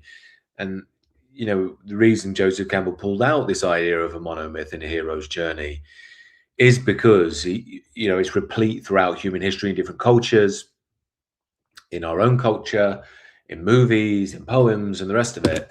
And there is a reason why it's central with regards to the male, because the telos of the male is ultimately to overcome.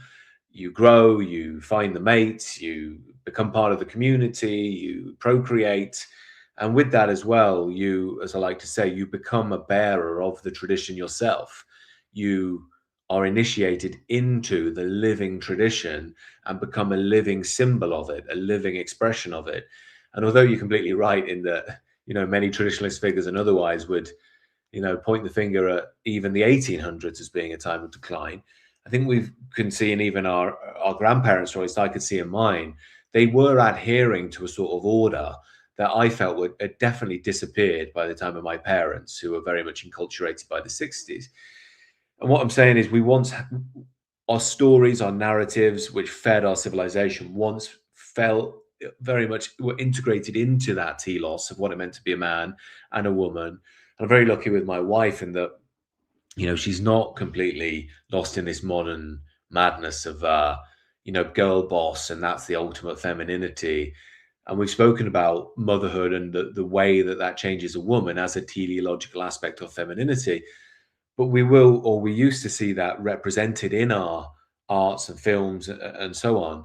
But that's why the ultimate point I'm getting to here is, very often when leftists think they're attacking the right, really they're attacking nature or the essence of life itself. It's not so much that, and you can find the kind of cliched right winger, but in essence, they're attacking something much deeper. And I don't think they know they are. And that will eventually fall away because, as we all know, especially the white Western male is the bad guy of the liberal worldview, the leftist worldview, and he is shrinking in number. He is losing. demographic majority in European and Western nations. So they're going to figure out quite soon, that utopia is going to come true. And as I pointed to before many times, we can plan for that, and it may be what we need to reawaken us. But the point I'm getting at is they've attacked and attacked and attacked it and implied it will lead to this new utopia, but it's really just a fantasy. It's a utopian fantasy of modernist mindset. Whereas you were talking to the essence of life, the roots of life, for want of a better word, are conservative. They're certainly traditional. And that's what they're really attacking. It's not political, it's metaphysical, in my view. Absolutely, yeah. And some things were occurring as we were speaking. I suddenly realized, of course, Lord of the Rings is the apotheosis of what I was talking about, where the left are constantly trying to claim it, and sort of lefty nerds and things, and horror abominations like Rings of Power, which I'll never watch, and they're always coming out with new ones. And I see posts like, "Oh, it's not a right wing, it's not conservative. It's like it's medieval, really. It's beyond conservative." Tolkien said it's an explicitly Catholic work. So the idea of the left claiming Lord of the Rings is absurd, and it brings me back to a question of, which is related to what you're saying, but in my mind, but only tangentially perhaps, which is, are we conservative, or whichever word you want to use, or are we just rebels? Bowden spoke of the need to be a revolutionary conservative, or that was his temperament, and how the sort of paradox of that. I was going to call my Substack originally, that, without knowing about Bowden, the conservative rebel. Maybe that's a bit cringe, but I was always wondering about this, whether people like me and Ed Dutton's another one who are sort of, we like to sort of make jokes and kind of not non-conformist in a sense, not like in clothes and things, but just don't want to be like, don't be pigeonholed, man. So I wonder, in a right-wing world, would I be rebelling and be a lib? But then I start to think, I did sort of initially suspect that, but then I sort of do wonder, because I look at instinctively growing up, I wanted to do the canon and study the canon, and studying literature, they were trying to make us do post-colonial this and deconstruction that, and I always hated that instinctively. And even since I was a teenager, you could say I had just fundamentally right-wing attitudes without really realizing it. So I do wonder which one it is. I don't know what you think. Well, it's a really, really good point that you raise in there. Just quickly, someone in the comments asked, isn't the right-wing worldview just as utopian? It's a good question.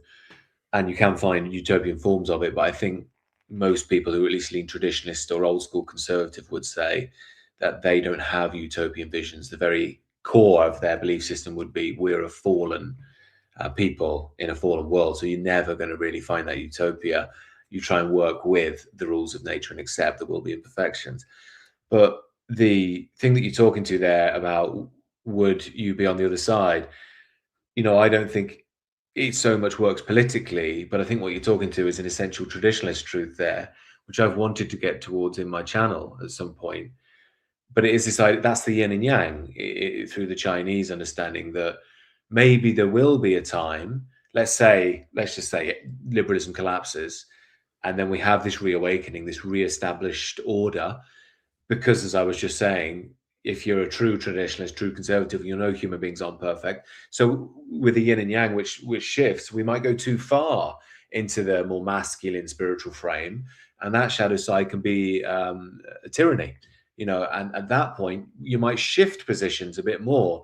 Your fundamental spiritual alignment hasn't changed at all, because you're with the dynamic now, the dynamic center, or the centrist, I guess C.S. Lewis would call it as well, or the Tao. But politically, it may change. And that's why, again, I was saying earlier, this whole like right, left, far right thing, yeah, whatever. All right, I'm far right, I'm right, I'm left. I don't really care, because it's not really the point. The point is the higher metaphysical, and all these political games, while they have value on one level to understand the world, they're not fundamental, they're not metaphysical. So that'll be my take. Yeah, well, you know far more about that than me, and that's why your channel is very interesting on the traditionalism and the metaphysical. I'm very much an amateur on those matters, but I agree the labels don't matter. There's two ways of looking at the labels. One is to accept them, one is to reject them, and it basically comes down to the same thing. Like in that piece by Aris Roussenos, he was saying, well, actually, nationalism has always been ethno-nationalism, according to this guy Walker Connor. He says they're synonymous. And so even I was going, okay, maybe we can use that term. I didn't like the term, but I'm like, maybe it is just a term. Whereas he contrasts that with state patriotism, which is this civic nationalist attempt to get everyone on board And he said an interesting point. What the Soviet Union, according to Walker Connor, tried to harness nationalism, which is based in ethnicity at root, in the service of state patriotism. And this is one reason it collapsed. And it's okay when things are just going along as normal, but when you need sacrifice and call upon the population, you find they've actually checked out. And I think it's exactly where we are now. When they do military recruitment, we go, what? You want to fight for this? The thing that hates me? And notice the people on the left, they're always going, and the midwit types, they're always, the centrist dads are always going, don't seem very patriotic. Oh, what, you hate our king? You hate our government? You hate our... Don't seem very patriotic. I hate that. I freaking hate that. It's like you're creating this liberal shit show. They're like, oh, I'm not patriotic. It drives me mad. Yeah, and this article is useful because it's why do you hate it? It's the distinction between the real national nation, which is made up of a people, in this case the English, and then the British, and this fake state patriotism, civic nationalism thing that apparently that's like, the article calls that a category error or just a different term for state patriotism. Yeah, they're trying to say, hang on, you don't like the king who seems to really favor Muslims, and you don't like, the Eurovision and or whatever, Keir Starmer, they get whatever ridiculous list of things they come out with. You don't like our football, you don't, because they're kneeling. You must be not patriotic. It's like, no, you're stealing nationalism for your little patriotism thing, but it's so shallow because no one actually believes in it, and hence no one wants to actually fight for it. That's bang on, and I think this is why nationalism is largely misunderstood. As a phenomenon as well, because I think some of the nationalists say that ethno-nationalism and giving it that name is another con from the sort of liberal world to make it sound or to create a differential that doesn't really exist and never did. And there's a very interesting line that I was speaking about the other day, or writing about the other day, actually. Evola makes this distinction between sort of modern bureaucratic state nationalism is in an abstract idea and something which pre-exists it, like nationality, and that would have elements of ethnicity, although he would obviously hammer on the spiritual lineage more. And I think there's something to that, and that's why I think these conversations around nationalism are, to my mind, very exciting at the moment, not because of the political bureaucratic model, but because it's talking to something which is pre-modern, again, which I like to call the non-rational, that we do have ties to things which are beyond the frame of modernity. I think Morgoth actually wrote a particularly good essay on that, explaining it in full. I forget what it said, nationalism in the 21st century or something like that. It was particularly good. And I think he's making that point, although I'm extending it a bit. And I think that's why at the moment that is ultimately why it's coming down to that fundamental battle. You could call it tradition, you could call it nationalism or pan-nationalism or metaphysical nationalism or whatever, because that makes a direct counterclaim to the essence of the liberal worldview and the left worldview, which is rooted in this idea of the global human, this idea of the total rootless man who doesn't really have non-rational loyalties at all to anything. And he can have religion so long as that religion pays deference to the overarching global liberal zeitgeist of the era, which is, what basically Anglicanism's gone in that direction. So I think this is why that's becoming the fundamental battle of the real politics of the world, and everything else is just noise. But there is a hell of a lot of noise, and we still seem to believe, or millions still seem to believe, that some people clearly believe that Keir Starmer could try and do a Tony Blair and take us back to 1997. Old Zach Polanski, he'll just push further with the wondrous left-wing ideology and leave our terrible racism behind. Or Nigel Farage will take us back to the market and Thatcherism, and it will all go swimmingly once we realise we can all earn loads of money, and it doesn't matter if you're yellow, pink or green. But none of that is real. Like, it's not actually addressing the core issue, which again comes back to this kind of globalist nationalist dynamic. Yeah, and it's why the containment right we were talking about earlier is so annoying, because they're like, guys, no, civic nationalism is the way. Like, hey, the kind of things they talk about. It's like, what is the intellectual basis for this? I don't think there is one. And as that article, I think, proved, it's sort of fiction. But their basis for it is just simply a Machiavellian one, which is we've worked out where the current Overton window is and we're smart enough to stay within it for the good of our careers. I mean, that's the very harsh version, but that is broadly what it is. So yes, it's about what's real versus this nonsense that's been imposed upon us. Sorry, my voice is going slightly. Someone else was saying that Submission by Welbeck is a good take on why every sort of supposedly conservative it's a tale about how presumably all conservative forces fail. New right, intellectual, secret service, traditional church all fail. That's a good point. It's a great book. I've read it 3 times. Submission. I highly recommend it. But that is something that happens in the book. All those are easily co-opted. Yeah, I guess we're trying to find the real versus the fake here.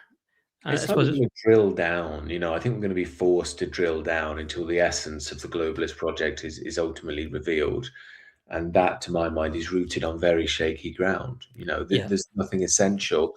And again, sorry to ramble on, but that is a problem with modernity. I'm getting a bit into Gwinon here, which is really ridiculously complex. But it's also because so much of modernity is rooted in the scientific worldview. So everything that it looks at is sort of matter-based. And that's where its ideology is rooted. But this, again, brings us to that jumping off point between, well, it's either matter or spirit. And that doesn't mean to say, if you acknowledge there is a transcendent, there is a higher, there is a sacred order, you immediately have to become a Christian necessarily. There are different ways in which you can understand that. But for the Westerner, obviously, that's more natural.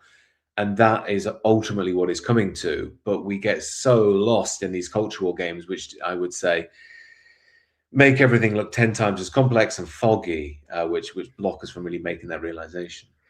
Yeah, I just want to add 2 things. One is their universalism is what will undo them, because the central premise is so absurd that people are all the same, so palpably not true, in your face, not true every day in the most brutal possible way now.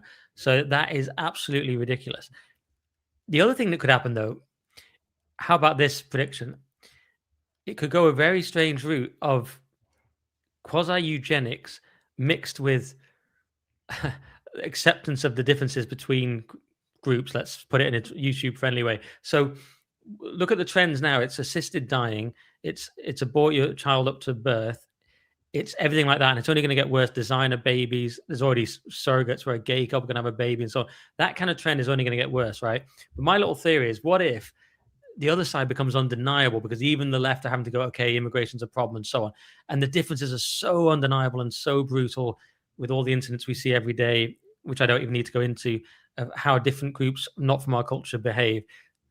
Imagine these two combine, and it accepts that realism, but it ties it in with this kind of eugenics thing we have. I could see that actually happening, because those two are very hard to stop. One, the acknowledgement that certain people are different and not everyone suits the Western liberal framework. And 2, this thing that people just want convenience, and they don't really want to look after their aged parents, and they don't want to have the baby that's going to ruin their career and so on. And, inverted commas on all these, of course. But couldn't you see it going that way? Just a very cynical material. Because what we have now is a really weird world where have you ever seen that movie Elysium? Another one where you could support the baddies. So Elysium, they're up on a little space station where you can heal any illness and all this, and they're ultra rich and they look great. There's a planet below, which is all the plebs and scum, and it's kind of warlords. And Matt Damon is trying to get from that planet up to Elysium so he can kind of get all the plebs up onto Elysium and have a revolution. All they're going to do is ruin Elysium, which is why you can support the baddies. What we're going to have now, and we already have, is a really weird world where Starmer, do I want to say Starmer? No. Basically, the sort of, basically the white middle class exists in this world of like, we're going to have assisted dying, we're going to abort our child, and we're going to have a low birth rate and all this, but we're going to live this kind of eugenic kind of world, and we're going to monitor our fitness and all these kind of things, right? And we're going to have a Ozempic and things like this. Next to that, we're going to have these anointed figures of these. This is the other way I can go, which I'm contradicting myself. There's a different way I can go. We have these anointed sacred class of migrants and other people like that, living ancient ways, living by primitive rituals or whatever it is. There'll be goats around on the street, and there'll be, all kinds of wildly different. So it's Elysium, but on the same planet, right next to each other. That's one version. The other version is this: it all becomes Elysium when we go, actually, we can't afford that. Everything's going to become materialist and clinical, and even we're going to crack down on the immigration thing as well, because we can't maintain our perfect eugenic world. What do you think to those two ideas? Just throw it out there. Yeah, no, I haven't actually thought along those lines, and it's an interesting thought experiment. I think, like I always say with these things, it's very hard for any of us to predict it. So it's interesting to hear theories and as many as possible, because I think we're all trying to read what happens next, and there are so many moving parts, from the global economy to mass immigration to demographic replacement to the development of progressive ideology and technology. There are just so many moving parts. But one thing I was thinking about when you were, floating this idea of, that combination of, well, eugenics really, and a sort of a new humanity. And I hadn't really thought about it before until you mentioned it, but is in Canada and Australia, they're having these big pushes of euthanasia, always aimed at white people. These adverts, always whites. And then abortion, this terrible decision in the House of Lords recently. So you can see, once you've made, or once you've crossed the Rubicon in that sense, at what point, do you start to push further? Because, all right, effectively, they've legalized abortion up to birth now, effectively. If you're also killing old folks or people who just want to die, like that poor girl in Spain, even if she wanted to die, then well, where does the argument go next? And as I often say, progressivism doesn't end. They don't say, okay, we're going to end with our progress now. We've had enough. They just find something else, and they find another sort of humanist angle to rag on and make out that the conservatives are all evil. And then the conservatives, because they're liberals anyway, just jump to where the liberals were 10 years ago. And that's what I mean about and this is why I think the traditionalist argument is so convincing, because there's this general cyclic flow towards degradation, which we call progress. It's all upside down. So, will it happen? I don't know. It's one of many potential outcomes, but there are just so many. Like I say, I mean, I almost think this is my gut instinct, and this is only gut instinct. It's not intellectually thought through, but my gut instinct is purely that we're like a guy who just keeps going out and getting wasted, and it's getting worse every time. The consequences are getting worse, and it's like we just can't keep going. Like, something eventually has to give. Like I say, whether it's the economy, whether it's the public mood that snaps, whether it's our sanity, whether it's the demographic replacement issue, something eventually has to get us, and it can't go on forever. And I think we had a little taste of that with the Iran war thing, because that was one of the first times recently where I think many people were like, shit, this could go wrong, badly wrong. And we're talking, because again, once you cut out the energy, we're all screwed, because we're so dependent on markets. And this is my other point about Restore. And like I say, like I do support Restore, I support Rupert Lowe, but I sometimes think people underestimate how dependent we are on the global market, how integrated we are as a nation. And that doesn't mean Rupert Lowe and Restore have done anything wrong, but it means that the politicians that preceded, well, even the politicians that are around today and their predecessors, have got us so tied up in this machine that I just think you just can't extricate yourself from it at this point, apart from it collapsing. So I guess what I'm getting at, the long way of saying it, is I think things would probably start to degrade before that would happen. And at that point, I will lean on the spirit of the Europeans. That's what I think has to come through. And at the moment, we're sort of zombified, comatose, without confidence.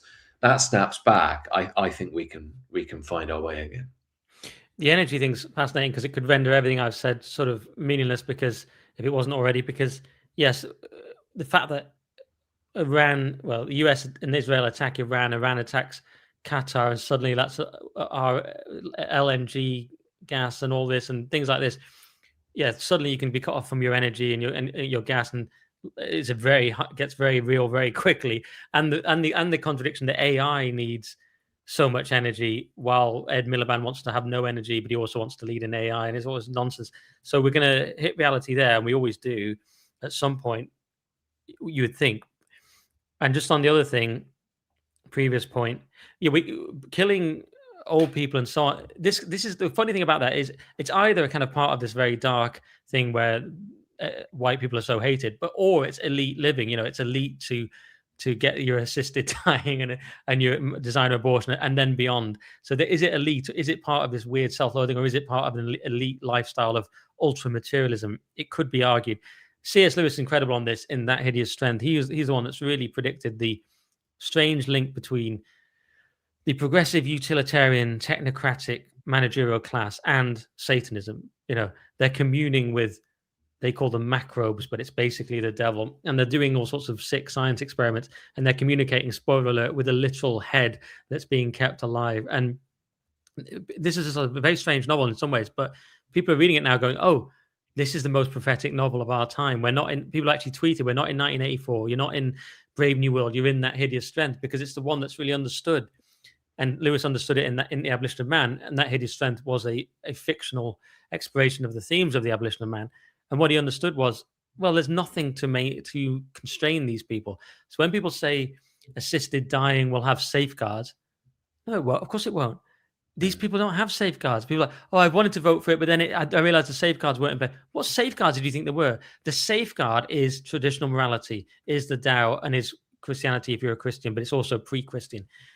Without that, there is no safeguard. There's only, as Lewis shows in Abolition of Man, what the conditioners want to do. And that's based on, as far as he can work out, raw instinct, because they don't have any transcendent code. So they just go, what's efficacious in the moment? And that's how we're living. That's where assisted dying comes up. What's efficacious? Oh, this seems good today. Oh, should pregnant women be able to get an assisted death? Yeah. That's as much thought as going into it. We're horrified because the masses tend to still have a sense of traditional morality, which our materialist leaders tell us is all old hat, but we still have it. So there can be no safeguards. So all you're going to see is more depravity, more utilitarianism, and ultimately evil, because that's what it is. But it'll wear the guise of Starmer going, I think it's the sensible, safe thing to do. That's what it's going to look like, but it's going to be horrific. Very, very well said. Yeah, very well said. And again, I think it talks to, again, this rationalist, quote, humanist ideology of the age, which really sounds so reasonable, but is ultimately, like you say, detached from a very old and ancient and ever-present order, like you say, which is replete in our Western Christian tradition, but as C.S. Lewis points to, you find it in the Tao, this idea. In fact, I've got it right here, the Tao Te Ching, which is very interesting, little book, if anyone wants to pick it up, full of ancient Chinese wisdom and so on. But the essence therein is that, and this is the central argument with the traditionalists as well, there is a central order to life that you have to align with.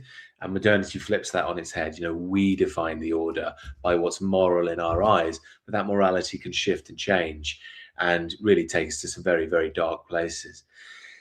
Nick, thank you so much for giving me a couple of hours. I'm going to just read through some super chats, if that's all right, and then we'll call it a day, if that's okay. Yeah, absolutely. Thanks for having me. Hopefully I'm going from the top here, not the wrong way around. So apologies if I don't. And also, this is the first time I've done a live. Germanic Wisdom is the first one, I think. Germanic Wisdom. Let's have a look. Oh, there we go. Cool. Thank you very much. So this is Germanic Wisdom. Thank you for the super chat. We cannot wait for politicians to save us. Yeah, everyone is mixing in every single day. By then, we won't be European anymore. Waiting and voting will condemn us all to extinction. We have to do it ourselves. And now, well, you're right in what you're saying, but the problem is, how do you do it? I think the system is, my personal take is, it wants you to act and it will take you out. That's why I always speak about collapse.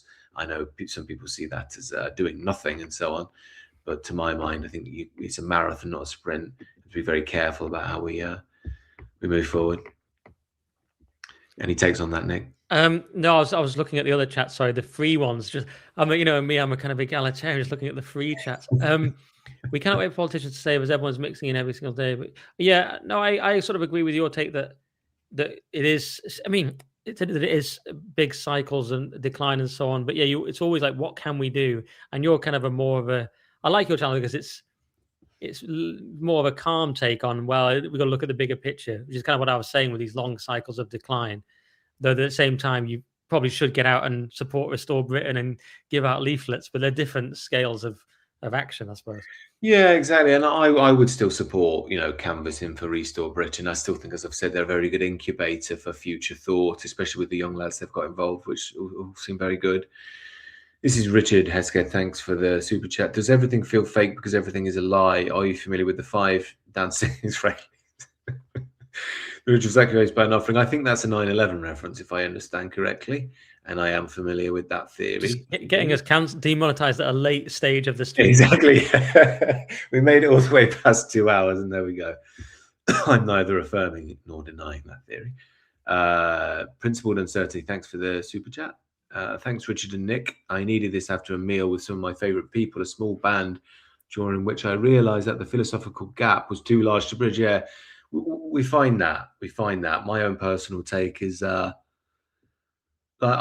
tend to be all right with most people because I don't really argue, especially with normies. I just smile and nod and go, all right, yes, interesting take. Even with leftists, I'm not that bad because, you know, I'll just talk about the environment or something. And they seem to be fine with me. Well, I've had to traverse that world a little bit with my football team. I've stopped playing lately, but they're all the ultra blob, Bank of England, BBC, liberal think tanks. It's ridiculous. It's almost ridiculous. They actually watch Alistair Campbell's podcast and agree with it. So I just kept quiet. But if ever it does come out, you know, I'll say my views. But it's a different world. And they'll say things like, well, you know, cultures change, countries change over time. And I'm thinking, you've got kids. Your kids and grandkids are going to grow up hated second-class citizens. It's not bother you, but they're just, what can you do? More and more people are waking up. It's incredible how many people are and how many people are ultra based suddenly, but just not in my football team. or apparently a principal uncertainties meeting. Go on. Yeah, I don't think you're alone though, because I have a few friends who watch the channel and have been friends before that, obviously, and they say, you know, the same things. They watch my channel, they talk with me, and it's one thing, and they go out in the world, their sports clubs, social events, and that, and they are surprised how many normies there are still.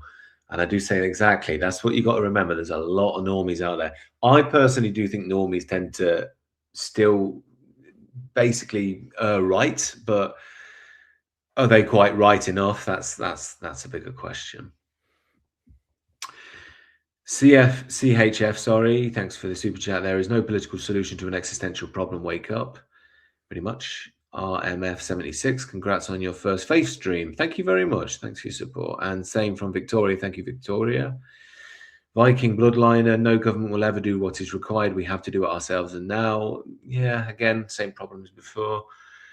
And RMF76 again. I previously accidentally super chatted Nick instead of you, which is okay. Congrats on the first faith stream.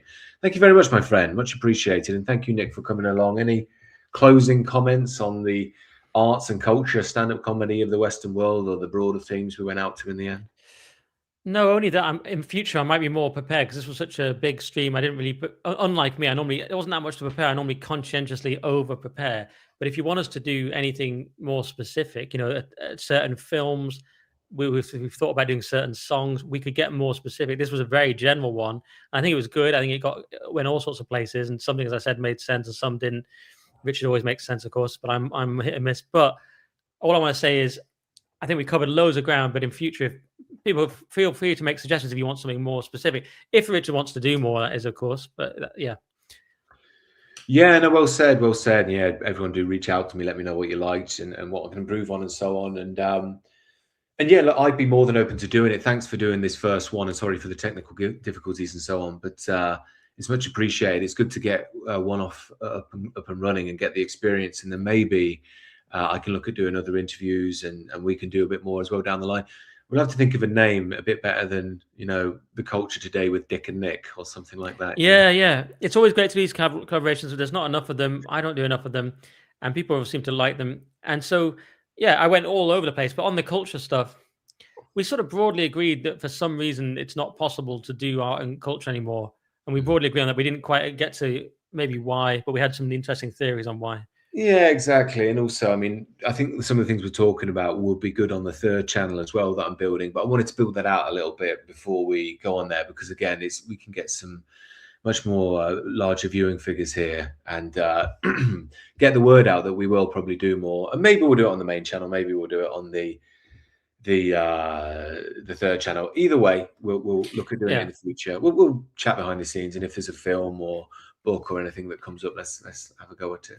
And you've got so many channels. So for anyone watching on my stream, Richard's on Richard the Fourth and The Sacred Way. And what's the third one, the new one called? It's called By Lamplight. It basically covers the art, the culture, poems, literature, and just general Western cultural figures from a sort of traditionalist lens. Okay, and if you're watching on Richard's thing, I'm on just Nick Dixon on YouTube. NickDixon.net if you want to support me and help me survive, because you've given all these super chats to Richard. Just one of those super chats. If you gave me £5, you can subscribe, or it's, you know, you can subscribe for a year for a very reasonable price, and that's how I survive and do all that. So a shameless grifting plug at the end. Thank you so much, my friend. Great to have you on, and we'll do this again at some point soon. Thank you, everybody, for watching, and do let us know your thoughts. Take care, everyone. Bye.